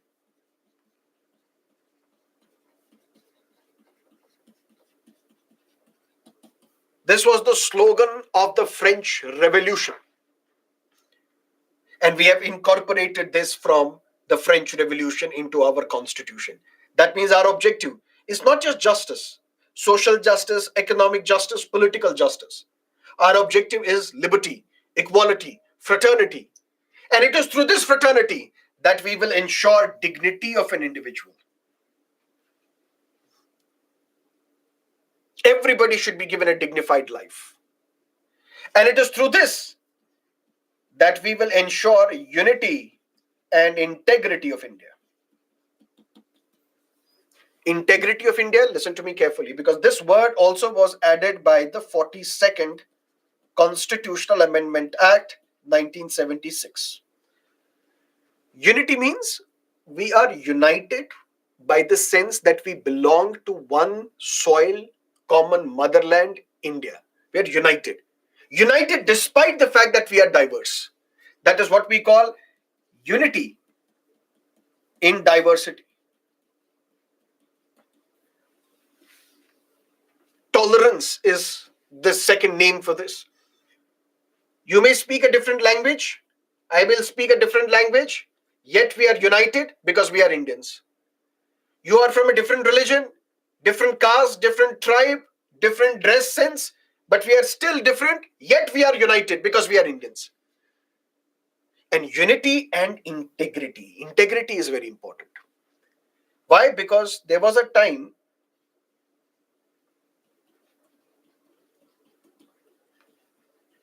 there are still times when there are secessionist tendencies. For example, Khalistani movement, as is in the news recently. There was a movement in Punjab where some members of the Sikh community wanted to come out of India, establish a different country for Sikhs known as Khalistan. So it was a secessionist movement. That means you want to secede, you want to come out of India, establish a new country known as Khalistan. Secessionist movement in Jammu and Kashmir. Some section of Jammu and Kashmir want to come out of the Union of India and create a different country, Jammu and Kashmir. Secessionist movement in Nagaland. Secessionist movement in Manipur. Secessionist movement in Arunachal and in some other parts of Northeast. It was at this time that the Prime Minister of that day, Srimati Indira Gandhi, and the Parliament decided that we need to ensure that the country is integrated together. Integrated together, there should be no opportunity to secessionist tendencies. We have to ensure that this entire country remains the way it is. No part of this territory should come out of the Union of India. That means this entire country should be an integral whole. One part should not come out of the Union of India. And that is the objective of the Constitution. We have to ensure dignity of an individual. We have to ensure that the people of this country remain united, unity, and at the same time, the territory of India that we have, that should also remain the way it is. It should not, one part of the territory should not come out of the Union of India. That means we have to ensure the integrity of India. It has to remain the way it is.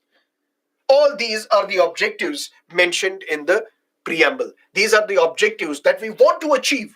obtain through this constitution. That is preamble. Now, is preamble part of the constitution or not? Normally, when we say that book starts with chapter 1, preface is not part of the book. The real book starts with chapter 1. In the same fashion, is preamble part of the constitution or not? In Berubani Union, 1960, Supreme Court said no, preamble is not part of the constitution. In 1973, in Keshavananda Bharati case, Supreme Court said yes, preamble is part of the constitution. And same thing was reiterated by the Supreme Court in the LIC case, Life Insurance Corporation of India case. But why this difference? 1960 Supreme Court saying preamble is not part of the constitution. A decade later, Supreme Court saying preamble is part of the constitution. Reiterating again in 1996 in LIC case that preamble is part of the constitution. Why this difference? Listen to me carefully. In Berubari Union case, the Supreme Court thought that preamble is the philosophy of the constitution. And preamble is basically not enforceable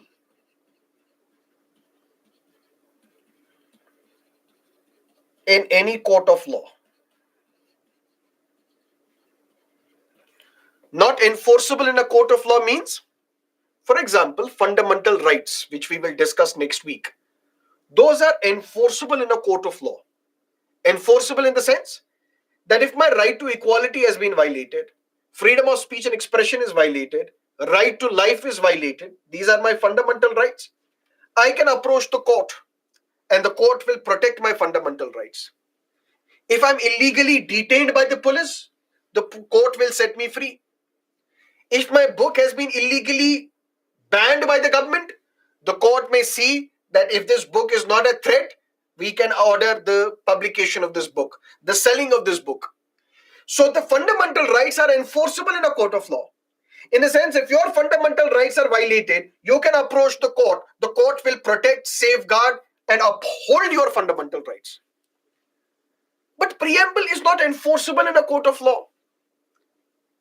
In itself, preamble is not enforceable in a court of law. What does that mean? Preamble is the philosophy. How can we say and tell the court that dignity is not ensured? How can we tell the court that unity and diversity is not maintained? Because these are philosophies. These are objectives. This is the nature of the Indian state. Preamble only tells us what this book is all about. Book is enforceable. Preamble tells us what is the thought process which was going on in the minds of those who drafted this constitution. But this constitution is enforceable. If constitution is violated, you can go to the court. But preamble is just like the philosophy, just like a document, which tells us what this constitution is all about. So in itself, it is not enforceable. You can't go to the court and tell the court that preamble is not being followed, because it's a philosophy. Yeah, constitution, if it is not followed, then you can go to the court. Same logic was used by the Supreme Court. Supreme Court said if preamble is like the identity card of the constitution, if the preamble is like the philosophy of the constitution, if the preamble is like the preface of the constitution is enforceable, preamble is not. But later on in Keshavananda Bharati case, Supreme Court said no, preamble is part of the constitution. Why? Because in this case, the government lawyer told the Supreme Court, my lord, do you know how constitution was adopted? Supreme Court said, yes. How? How the constitution was adopted? Please tell us. The government advocate said that one by one, every article of the constitution was discussed and put to vote. So, okay, should we have right to life or not? What should be the wording of this? There was a thorough discussion in the Constituent Assembly, and then there was voting. Only when the majority people said, yes, right to life should be a fundamental right, right to life became part of the constitution. That means one by one, Every article, every part of the constitution was thoroughly discussed and then voted upon, and then it became part of the constitution. Sir, okay. Sir, in the similar fashion, preamble was also discussed. Preamble was also voted upon. In fact, preamble was the last item to be added to the constitution.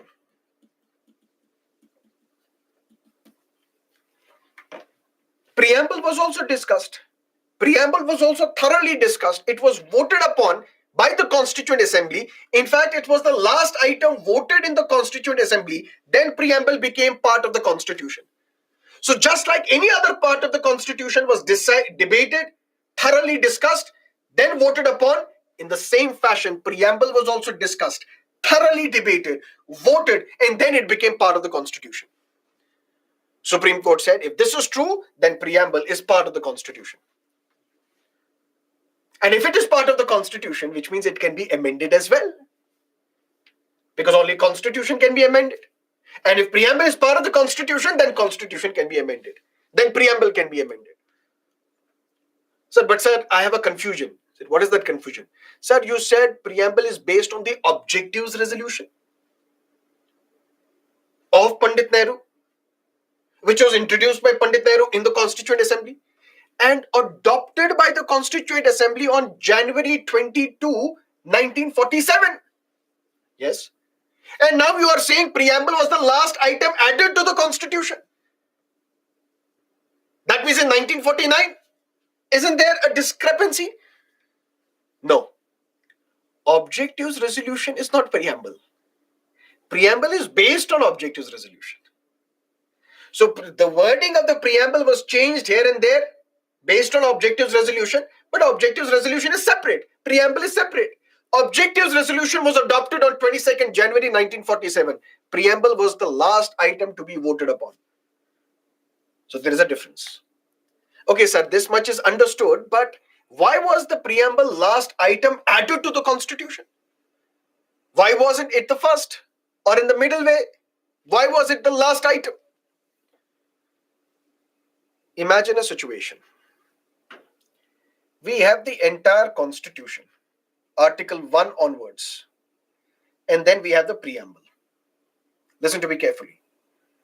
What is preamble? Philosophy of the Constitution. What is preamble? Without looking at the Constitution, if you want to know what is the crux of this Constitution, for that you have to go through the preamble. Preamble is the identity card of the Constitution.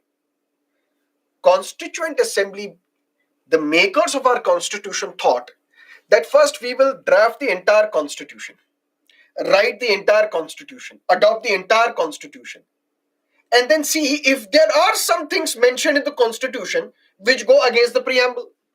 Then we can remove them.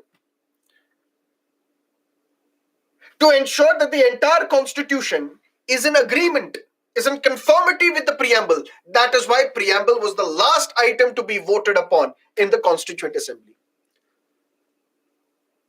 And since preamble was also discussed, voted upon, just like any other article of the Constitution was discussed and voted upon, Supreme Court said in Keshavananda Bharati case, then in the LIC case, that preamble is part of the Constitution.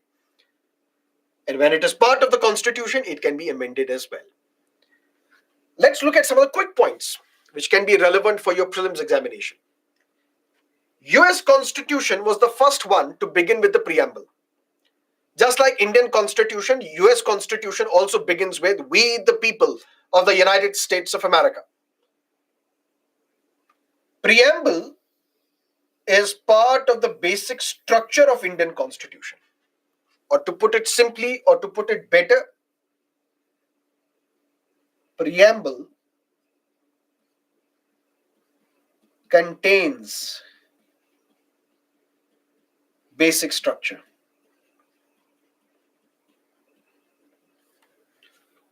Yesterday I told you that there is something known as basic structure. Supreme Court in Keshavananda Bharati case said, Parliament has the power to amend the Constitution. Parliament has the power to amend any provision of the Constitution. But Parliament does not have the power to alter what it calls basic structure. No amendment of the Constitution can violate basic structure. And the preamble contains basic structure. How? What does preamble talk about? We, the people of India, having solemnly resolved to constitute India into a sovereign, socialist, secular, democratic republic. Is preamble part of the Constitution? Yes. That means, can preamble be amended by the Parliament? Yes. But can Parliament change the basic structure? No. That means, can tomorrow Parliament say, we are not sovereign? We will remove this term sovereign from the preamble. No, you can't do that, because sovereign is part of the basic structure of the Constitution. Can tomorrow Parliament say, we will drop this word secular from the preamble? No, you can't do that. Why? Because secularism is part of the basic structure of the Constitution. Can tomorrow Parliament say, we want to change republic into monarchy? We will be a constitutional monarchy instead of a constitutional republic. No, you can't change that, because this is part of the basic structure of the Constitution. But sir, the word socialist and secular was added to preamble in 1976. Does it not violate basic structure? No, it does not. Why? Because you can always, what you can always do, you can enrich preamble.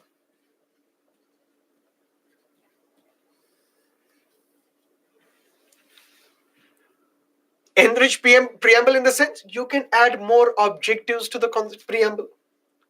You can add more nature to the preamble if it is not incompatible with already that is there in the preamble. How? For example, Constitution said in its preamble that we, the people of India, having solemnly resolved to constitute India into a sovereign democratic republic. These were the only three things mentioned. That means you can't change sovereignty, delete sovereignty. You can't delete democratic. You can't say we will become a dictatorship. You can't change republic, because you can't say we can become a monarchy. But can you enhance this nature of Indian state? Yes. Add secular. Is secular incompatible with democracy? No. Is secular incompatible with republic? No. Is secular incompatible with sovereignty? No. But can you say secular and at the same time Hindu Rashtra or Islamic state? That would be incompatible with the idea of secularism. Because secularism means you can't proclaim any religion as the state religion. So by calling this country an Islamic state or a Hindu Rashtra or a Khalistan, you're basically violating secularism. That is not allowed. You can add more objectives, you can add more nature. If it is not incompatible to whatever is already present in the preamble, that you can do, because preamble contains basic structure. And basic structure is something that no amendment of the Constitution can violate. So is preamble part of the Constitution? Yes. US Constitution was the first to begin with the preamble. Preamble contains basic structure, which means you cannot delete anything from the preamble. You can add more things to the preamble without altering the existing things. Preamble aids the legal interpretation of the Constitution when the language is found to be ambiguous. And what is that ambiguity? Aadhaar.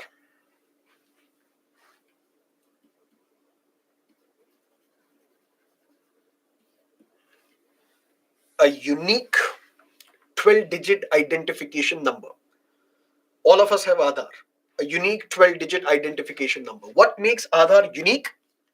We give our fingerprint. We give our iris scan.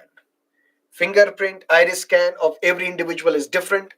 That means every individual's Aadhaar is different. That means it is a unique document.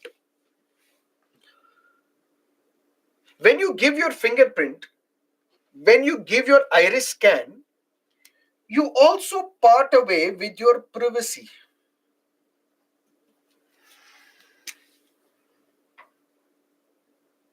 How do you part away with your privacy? Listen to me carefully.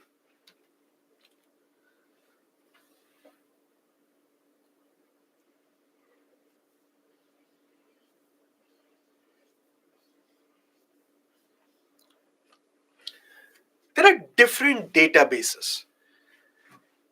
What is a database?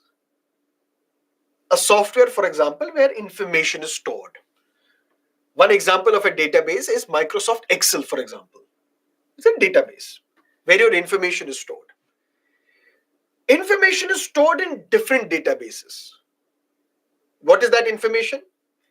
For example, this is the database where my medical records are stored. I go to Manipal Hospital, I perform some tests, I meet a doctor. All this is recorded and it is stored on the servers of Manipal Hospital, stored in this database. Clear?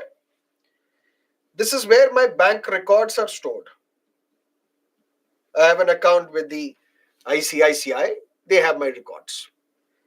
This is where my insurance records are stored. This is where my driving license is stored. This is where my SIM card information is stored. I am a subscriber of Airtel, India's largest cellular network after Jio, JGO. Whatever information, SIM card information, who I call, what is the message, everything is stored here. But these are in different databases. They are in different silos separately. Is there a possibility that we can link all this information together? Is there a possibility? If you are a student of computer science, you would know that there is something known as primary key.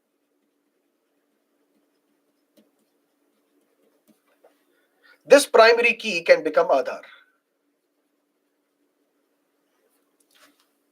Key in the sense, if you gave your Aadhaar number while in your driving license, while taking a SIM card, while booking an appointment with a doctor, while submitting your bank details or opening a bank account, while opening an insurance claim, if in all these instances you are giving your Aadhaar, Aadhaar becomes your primary key. That means you can link all the databases together. And who will monitor you? Government. Because right now the information is stored separately. But if Aadhaar is one common thread in all these databases, then your life becomes as transparent to the government as a contact lens. The government will get to know who are you calling, what are you speaking, where are you traveling. You are booking a ticket on an airline portal. Where are you traveling? What is the bank transaction that you do? Everything becomes transparent to you. And this violates privacy.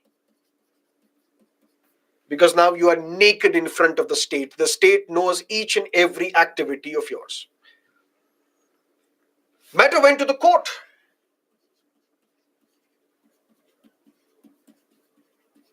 K.S. Puttaswamy,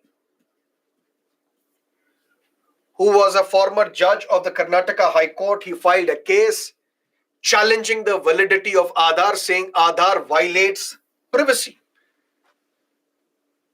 because it can do all these things. Your life becomes as transparent to the government as contact lens. Hence, Aadhaar is unconstitutional. When the matter came to the Supreme Court, the government took a different position altogether because it was challenging the government. The government said there is no such thing as right to privacy. Right to privacy is not a fundamental right.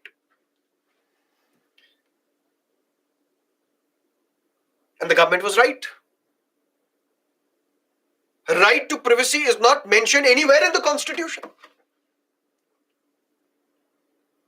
Yes, Article 21, it talks about right to life and personal liberty.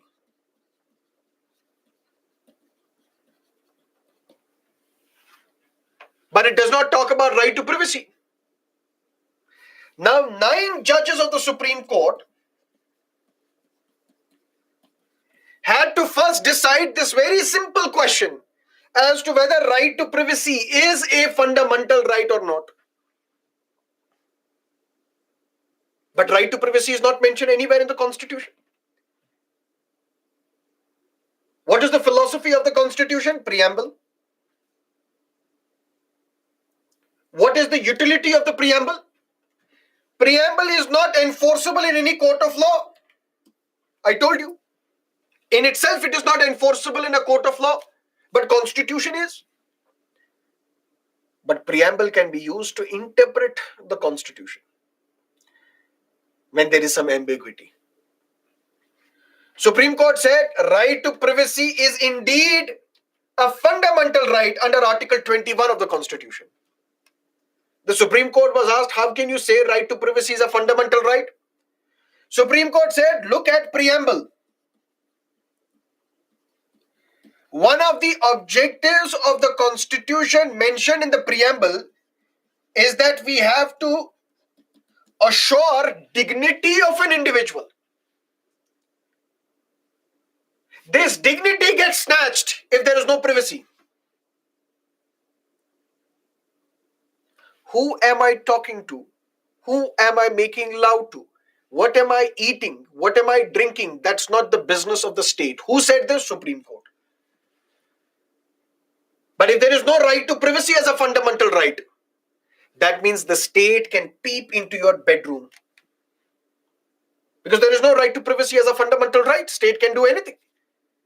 And if the state is allowed to peep into your bedroom, what will happen to your dignity? Your dignity is gone. But the objective of the Constitution mentioned in the preamble is that we have to assure the dignity of an individual.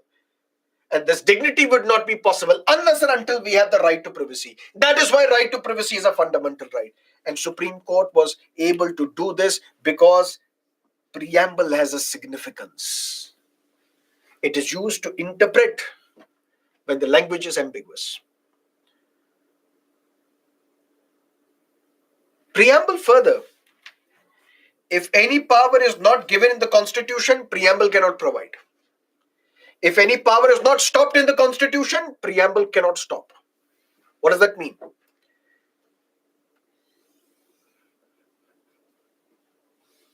Is power given to the government or parliament that you can convert democracy into dictatorship?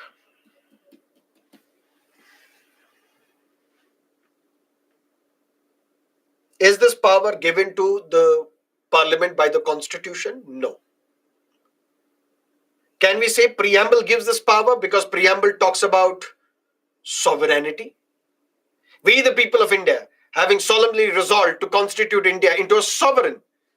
So I can take any decision, I can unmake any decision, but not this decision. Because you can't convert democracy into dictatorship. If this power is not given to you, preamble cannot provide you this power.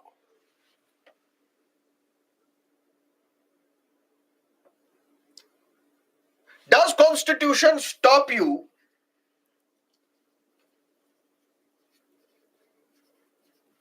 from reasonable classification?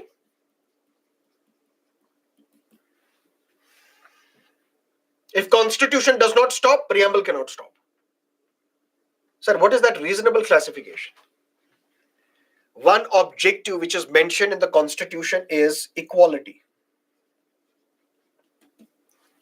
What is equality? No discrimination whatsoever. Every single Indian is to be treated alike. But imagine a situation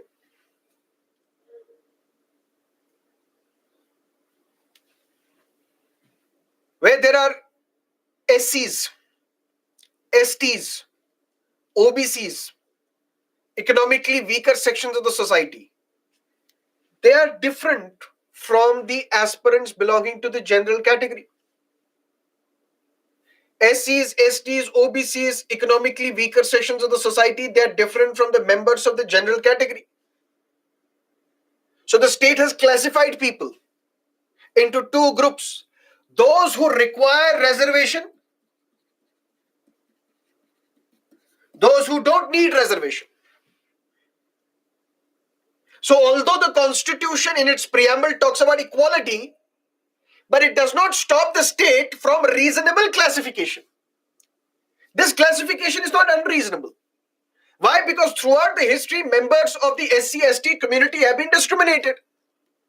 They were denied educational opportunities, job opportunities. But now in the independent India, we have to uplift them. We have to give them more protection. We have to give them reservations so that they can lift themselves. So the state is classifying people, reasonably classifying people, into those who require reservation, into those who do not require reservation. Does Constitution stop Parliament from making this reasonable classification? No. That means preamble cannot stop. Because preamble, it's not enforceable in a court of law. It's the identity card of the Constitution. It's the philosophy of the Constitution.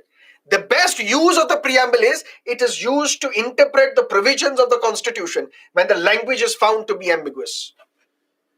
If there is some power which is given to the Parliament, if there is a power which is not given in the Constitution, preamble cannot provide that power. If there is a power which is not stopped in the Constitution, preamble cannot stop.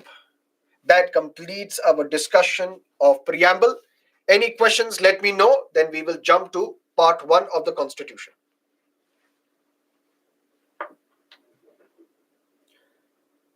How can we say that preamble is not enforceable in nature? Because articles like 15, 16 promote equality, and this equality is mentioned in preamble. If articles 15 and 16 are enforceable, then indirectly preamble is also enforceable. Isn't it? No. Preamble in itself is not enforceable. But the Constitution is enforceable. Constitution talks about Article 15 and 16. So those articles are enforceable, not the preamble. Can a person who got released from prison after 10 years contest elections? If I'm sentenced to jail for 10 years, during these 10 years, I cannot contest election. Once I'm released, after my release, for another 6 years, I cannot contest elections. After my release, once 6 years is over, then I can contest elections.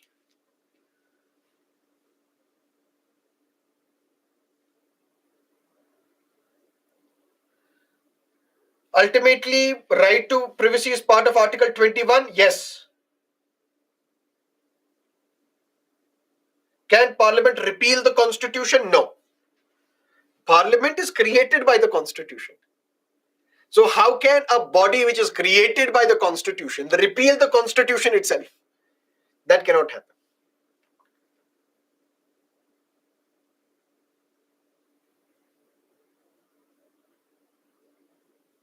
Preamble reflects the principles of the Constitution and thus can be called the spirit of the Constitution. Yes. Does secularism stop officials from practicing their personal religious beliefs? Absolutely not.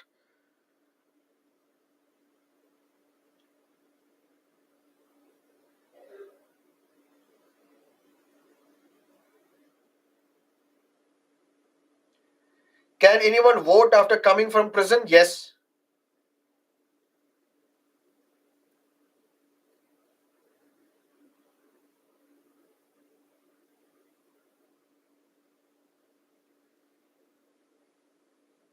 Sir, the preamble is amended. Yes, amended once in 1976.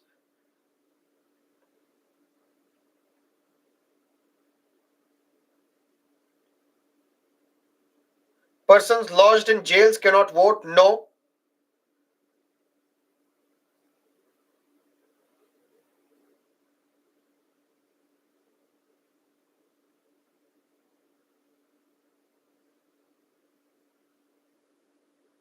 Can preamble be removed? Simple thing, my dear. Preamble contains basic structure. Basic structure cannot be removed, so preamble cannot be removed.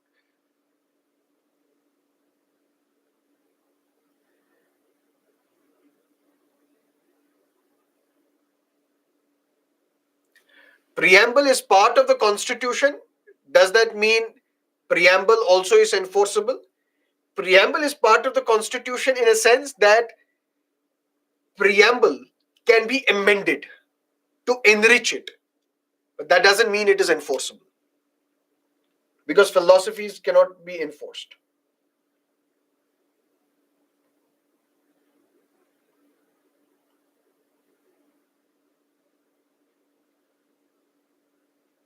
Okay. Let's look at part 1 of the Constitution, Union and its territory. And here we will have to discuss Articles 1 to 4. But you don't have to remember the article numbers, just understand the concept. You don't have to remember what is Article 1, 2, 3, 4, so on and so forth. Just understand the concept. Article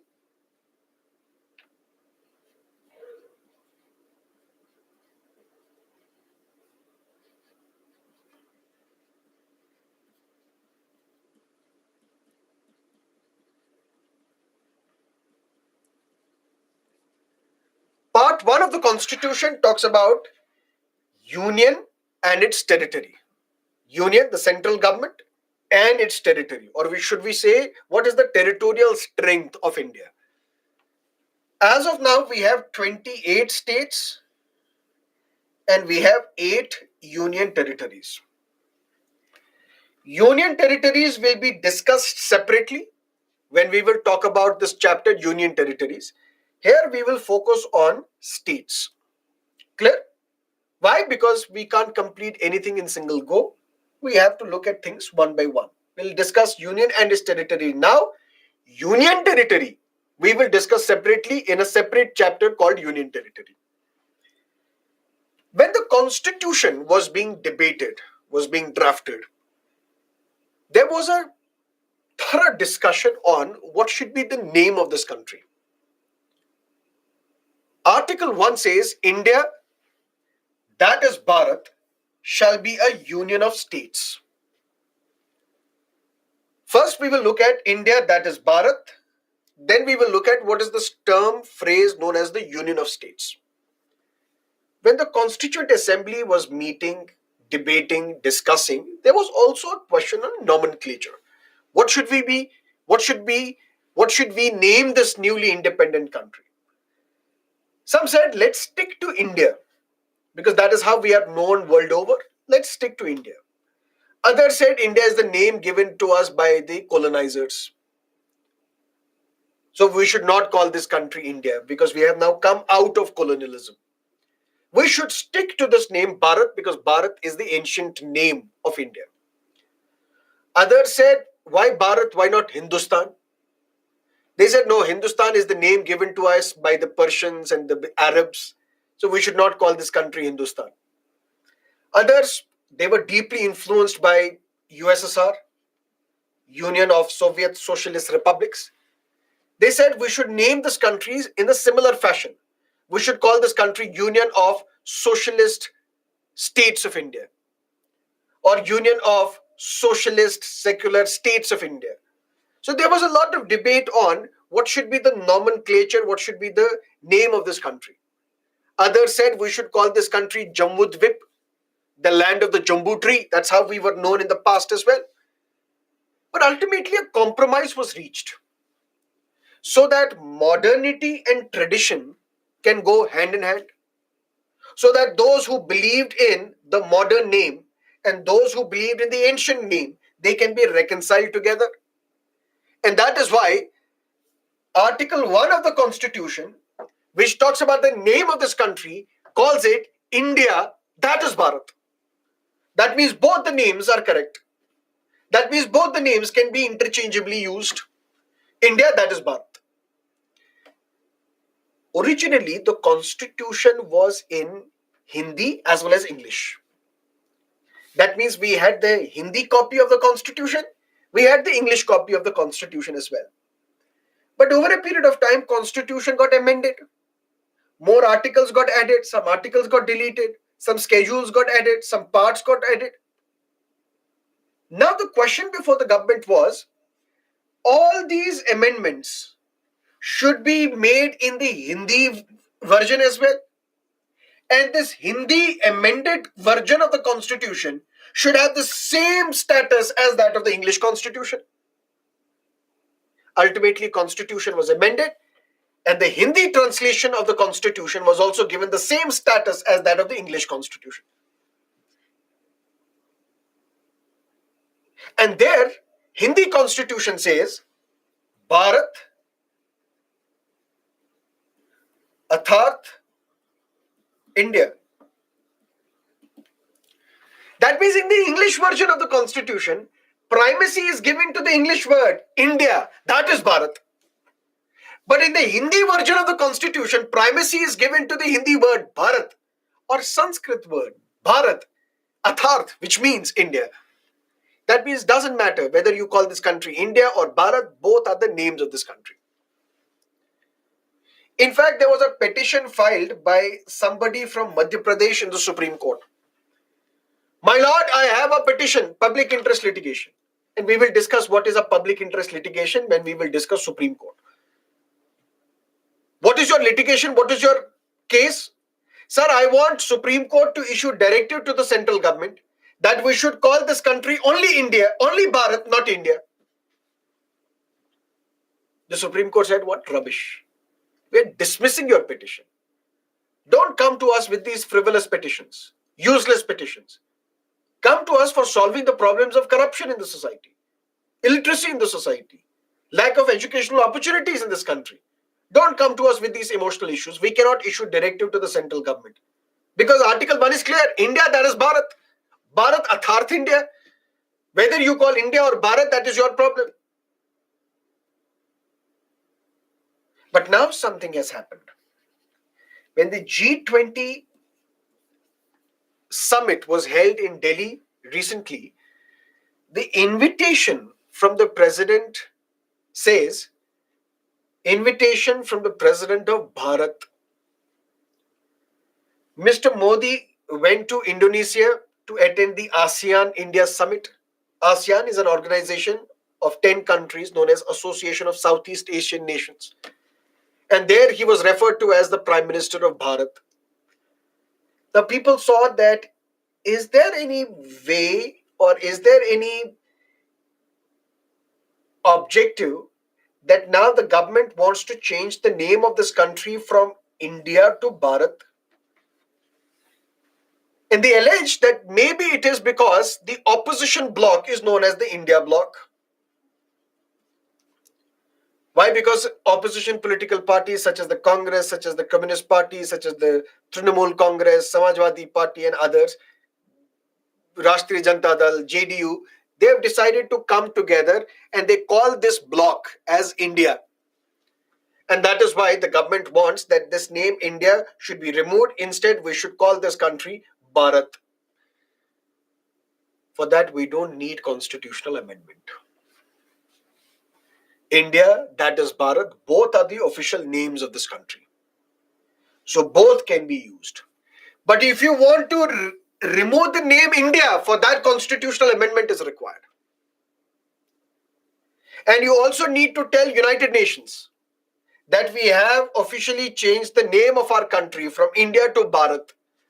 So you have to apply before the nations, before the United Nations, that we have changed our name.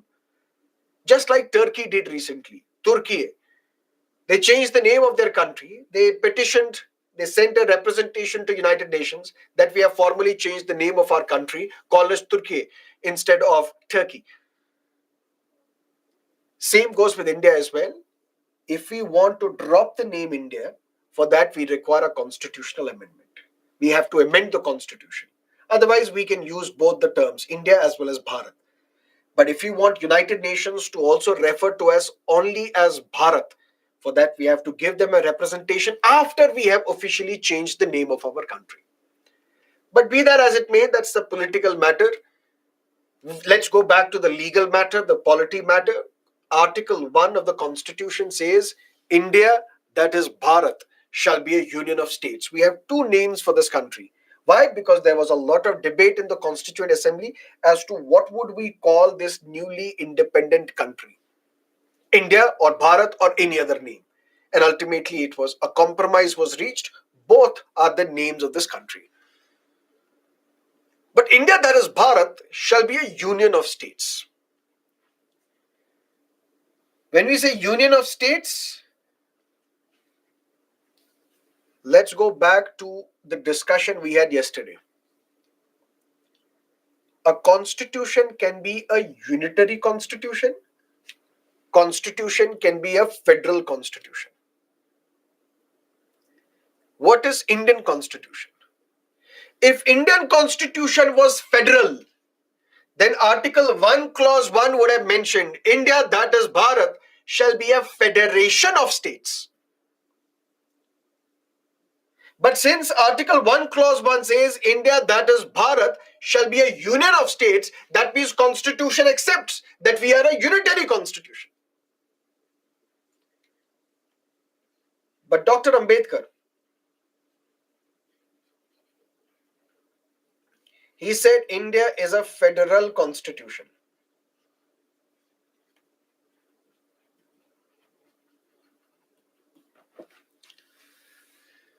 Also, somebody pointed out, Ravi Teja pointed out, President of India is mentioned, President of Bharat is not mentioned in the Constitution. You're absolutely right.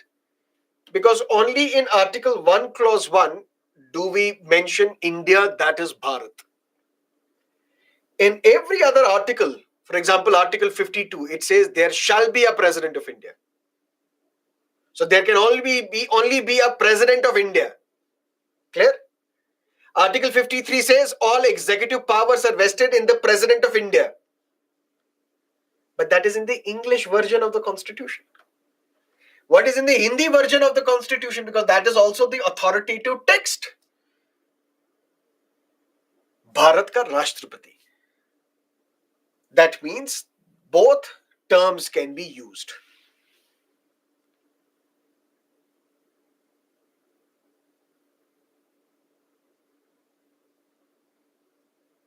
Okay. Dr. Ambedkar said ours is a federal constitution. But I have used the term union of states and not federation of states for two reasons. Which are these two reasons? Reason number one, India is not the result of an agreement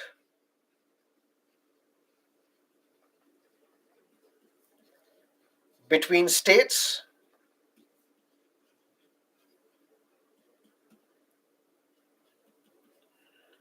no state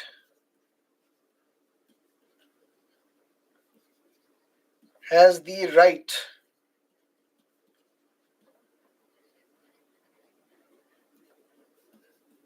to secede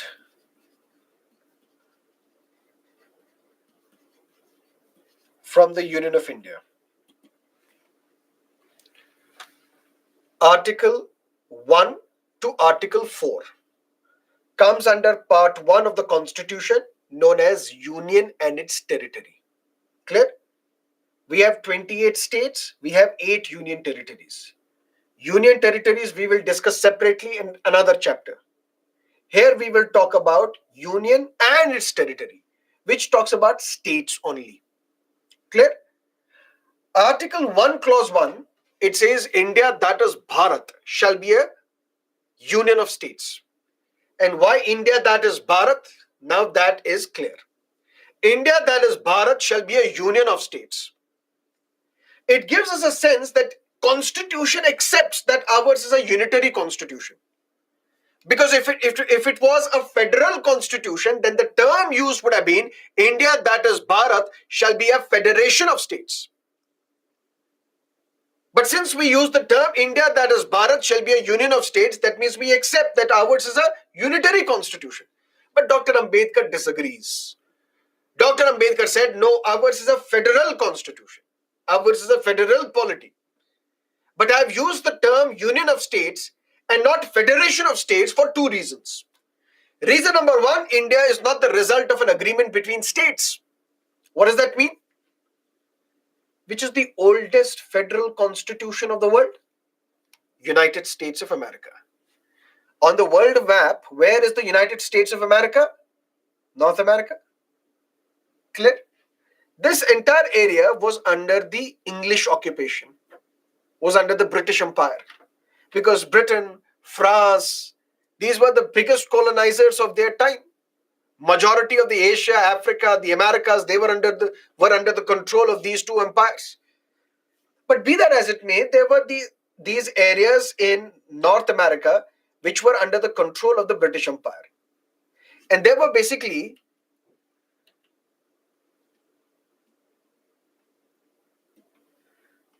13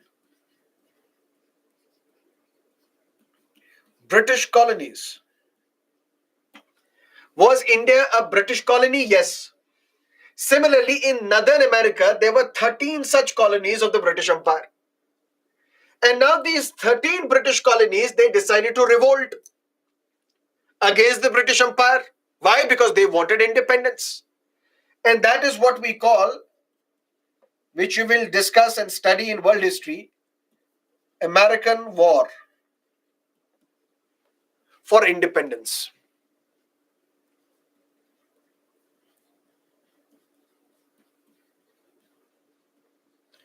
That means these 13 were the British colonies. Now they revolted, American War of Independence. They revolted against the British. Now these 13 British colonies liberated themselves, declared themselves free. Now these 13 British colonies, these are 13 independent sovereign countries. But these 13 countries, they now decide to come together. They say, why don't we come together and create a United States of America? But if we come together to create United States of America, what sort of government do we follow? What should be the role of individual state? What should be the powers of the individual state? And what should be the power of this new entity that we will be creating, the Union, the center of United States? For that, there were agreements. And ultimately, these 13 independent countries, which were previously British colonies, they decided to come together at Philadelphia. And they gave themselves a constitution in 1787. And this constitution got implemented in 1789, enacted in 1789. That means United States of America was not a political entity. There was no such thing as United States of America. United States of America was created, was born when there was an agreement. When these 13 colonies, previous colonies, ex-colonies, when these 13 independent countries decided to come together, enter into an agreement, and through that agreement was born a nation, a country, a state, an entity known as the United States of America. Dr. Ambedkar said, if I use the term India, that is Bharat, shall be a federation of states, it might get a sense that India as a political entity was created when these states decided to enter into an agreement to create India. It didn't happen. India was already there. But Dr. Ambedkar, there were 562 princely states. When you look at the colonial period, during the colonial period, during the British period, there was India, but then there were princely states as well, those were away from India, away in the sense they were out of the fold of India. Princely states such as, which were ruled by the princes, for example, Hyderabad, for example, Baroda, for example, Mysore, for example, Jammu and Kashmir, for example, Patiala, so many princely states. These princely states joined India. So can we not say that there was an agreement through which these princely states joined India? Should we not then call India as a federation of states? Dr. Ambedkar said there is a difference. When these 13 colonies declared independence, they decided to come together, enter into a treaty, enter into an agreement to create United States of America. So through that agreement, they created USA. India was already there. It was not created. India was already there. And now these princely states, they have the option of joining India, merging with India. That is why I will use the term Union of States so that people are not confused. That India is because an agreement was signed to create India by these states. So India is not the result of an agreement between states. And number two, no state has the right to secede, to come out of the Union of India. You and me have a treaty. You and me have an agreement. Or let's say the 10 of us have an agreement. After 10 years, I will say I'm coming out of this agreement. I'm seceding from this agreement. I'm breaking away from this group. It's possible. So in a federation, if it was because of an agreement, it may also mean that at one point in time, one state, they will come out of the arrangement. They will back out of this treaty. That is something that we will not allow in India. In India, no state can come out of the Union of India. This country has to be integral. That is why I have used the phrase India, that is Bharat, shall be a union of states. Which means there are two names to this country, India and Bharat, and we call this country Union of States and not Federation of States. That doesn't mean we are not a federal polity. We are not a federal constitution. Our constitution is federal. But we've used the term Union of States for two reasons. Because one, India is not the result of an agreement between states, and no state has the right to come out, to secede from the Union of India. Is that clear?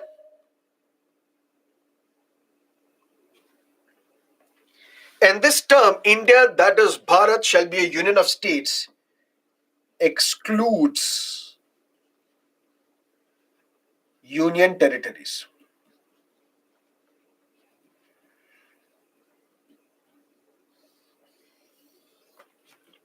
Excludes union territories. Why? Because what is federal polity? In federal constitution, there are some characteristics. What are the characteristics? Dual government. One government at the center, one government in the state. Distribution of powers. Some powers given to the center, some powers given to the states. Schedule 7 of the constitution, something we discussed yesterday. This federal relationship, union shares only with the 28 states that we have. Because in 28 states, we have dual government. We have distribution of powers.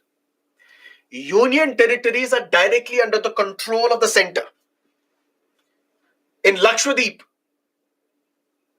there is no chief minister, there is no legislative assembly, there is no dual government, there is no distribution of power. Center makes laws for Lakshadweep. Center makes laws for Ladakh. Center makes laws for Andaman and Nicobar Islands. Center makes laws for Chandigarh.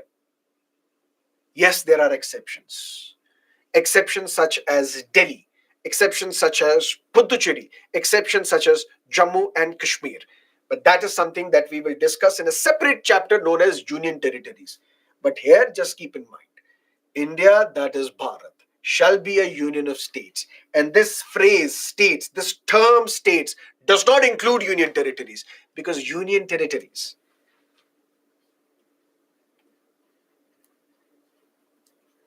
because they don't share federal relationship with the union. Because they don't share federal relationship with the union, because there is no distribution of powers, there is no dual government, that is why union territories are separate.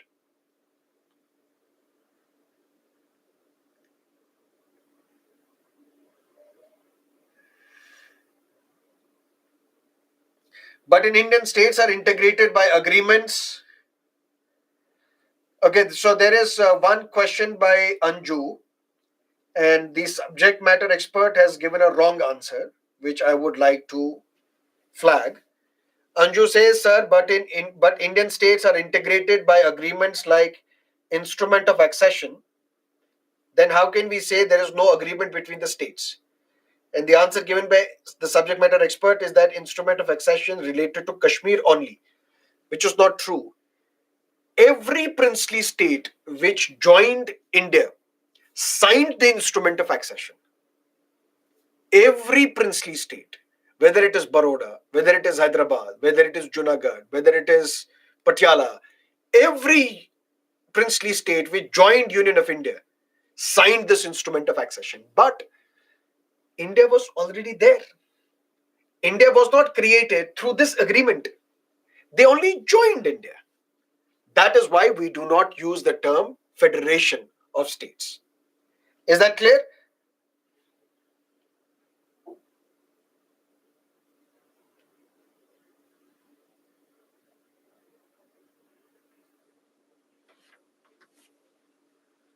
So the term India is not covering UTs. My dear, the term states here does not cover UTs. India includes union territories.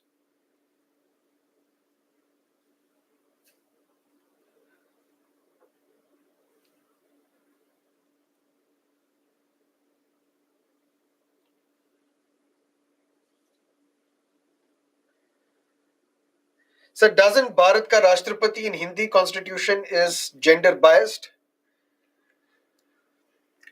Yes, but look at the entire constitution. He, she is never used. Look at the laws that have been passed. He. So by that logic, we are all patriarchal.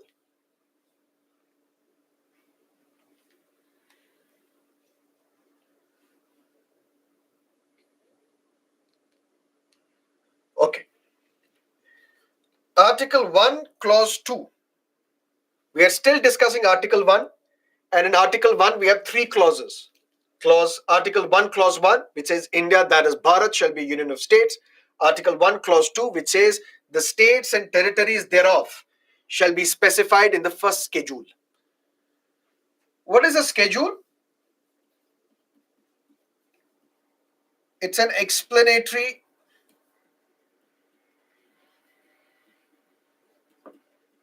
memorandum of an article. If an article requires more explanation, we add this explanation at the end of the constitution in the form of a schedule. Why? The names of the states and territories thereof. If instead of first schedule, we had to mention the names of all the states and territories here, then Article 1, Clause 2 would have said we have to specify 28 states and the names of 8 union territories and their territory as well. That means they are spread as well. We had to mention in Article 1, Clause 2 itself, which would mean that Article 1, Clause 2 would become very bulky, would become very lengthy, because lots and lots of details are there. To prevent this from happening, if an article requires more explanation, instead of adding this explanation in the text of that article itself, we add this explanation in the form of a schedule at the end of the constitution. Schedules are part of the constitution, but these are explanatory memorandum of an article. Article 1, Clause 2. The names of states and territories thereof shall be specified in the first schedule. If this first schedule was not there, then this article would have read, the states and territories thereof are specified below. And below we will have to mention 28 states, 8 union territories and their areas. So this entire article would become very bulky. Maybe the members of the Constituent Assembly thought, even then, that lean is in. We should have as shorter, as crisper articles as possible. If an article requires more explanation, we will add the explanation at the end of the constitution in the form of a schedule. For example, this is the first schedule. Jammu and Kashmir. What is the territory of Jammu and Kashmir? What is the territory of Nagaland? What is the territory of Haryana, Himachal Pradesh, Manipur? All these details are mentioned in the first schedule of the constitution. So Article 1 says, number 1, Article 1, Clause 1, India, that is Bharat, shall be a union of states. Article 1, Clause 2, the states and territories thereof shall be specified in the first schedule. That means we have 12 schedules. First schedule we have now encountered. That means the names of the states as well as union territories is mentioned where? Is mentioned in the first schedule of the constitution. Why not in the article itself? Because then article would become very bulky and then lean is not in. That is why we have added the explanation towards the end in the form of a schedule. Clear?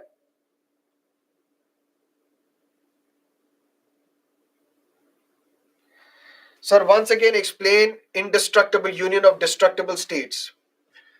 I can't explain it once more because I did not even explain it once. I will explain it tomorrow when we will discuss Article 3 of the Constitution.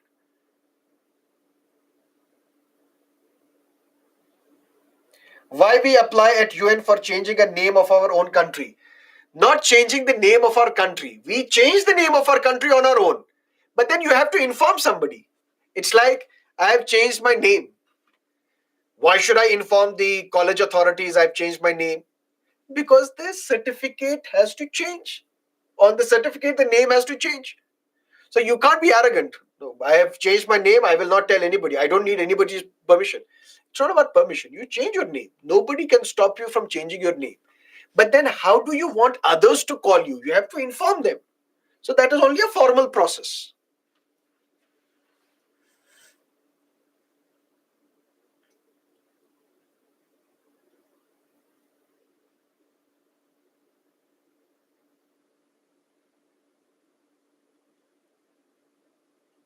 Can we change the name of our country now? Can? Yes. Why not? What is the legal age of contesting election? If you want to contest Lok Sabha election, 25, Assembly election, 25, Rajya Sabha election, 30, President's election, 35.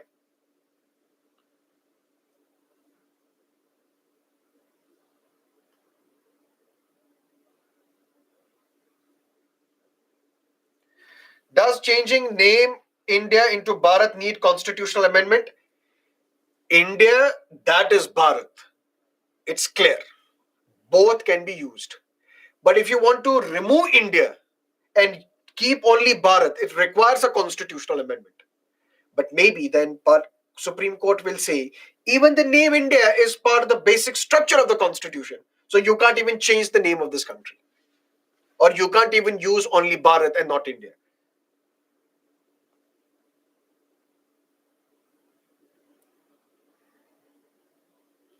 Panchayat elections are not conducted by election commission. Panchayat election are conducted by state election commission. And we will discuss that in panchayats.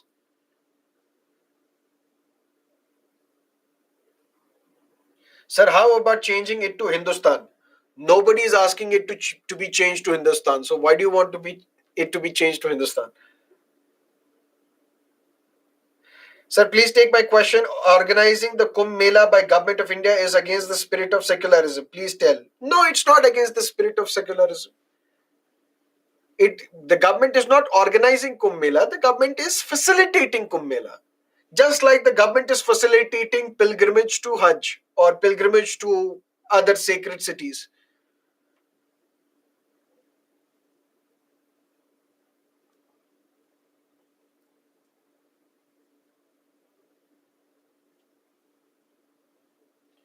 While campaigning for elections, politicians talk in favor of one religion. Is it not violating secular India? It is, but they cleverly word it in such a manner that it is not violative of anything. Because in 1998, a judgment was given by the court, by the Supreme Court. The Chief Justice was Justice J.S. Verma. The judgment was Manohar Joshi versus Election Commission of India. Supreme Court said Hindutva is not a religion. Hindutva is the way of life. So if somebody is asking for votes in the name of Hindutva, it is not violative of secularism, it is not violation of the Representation of the People Act.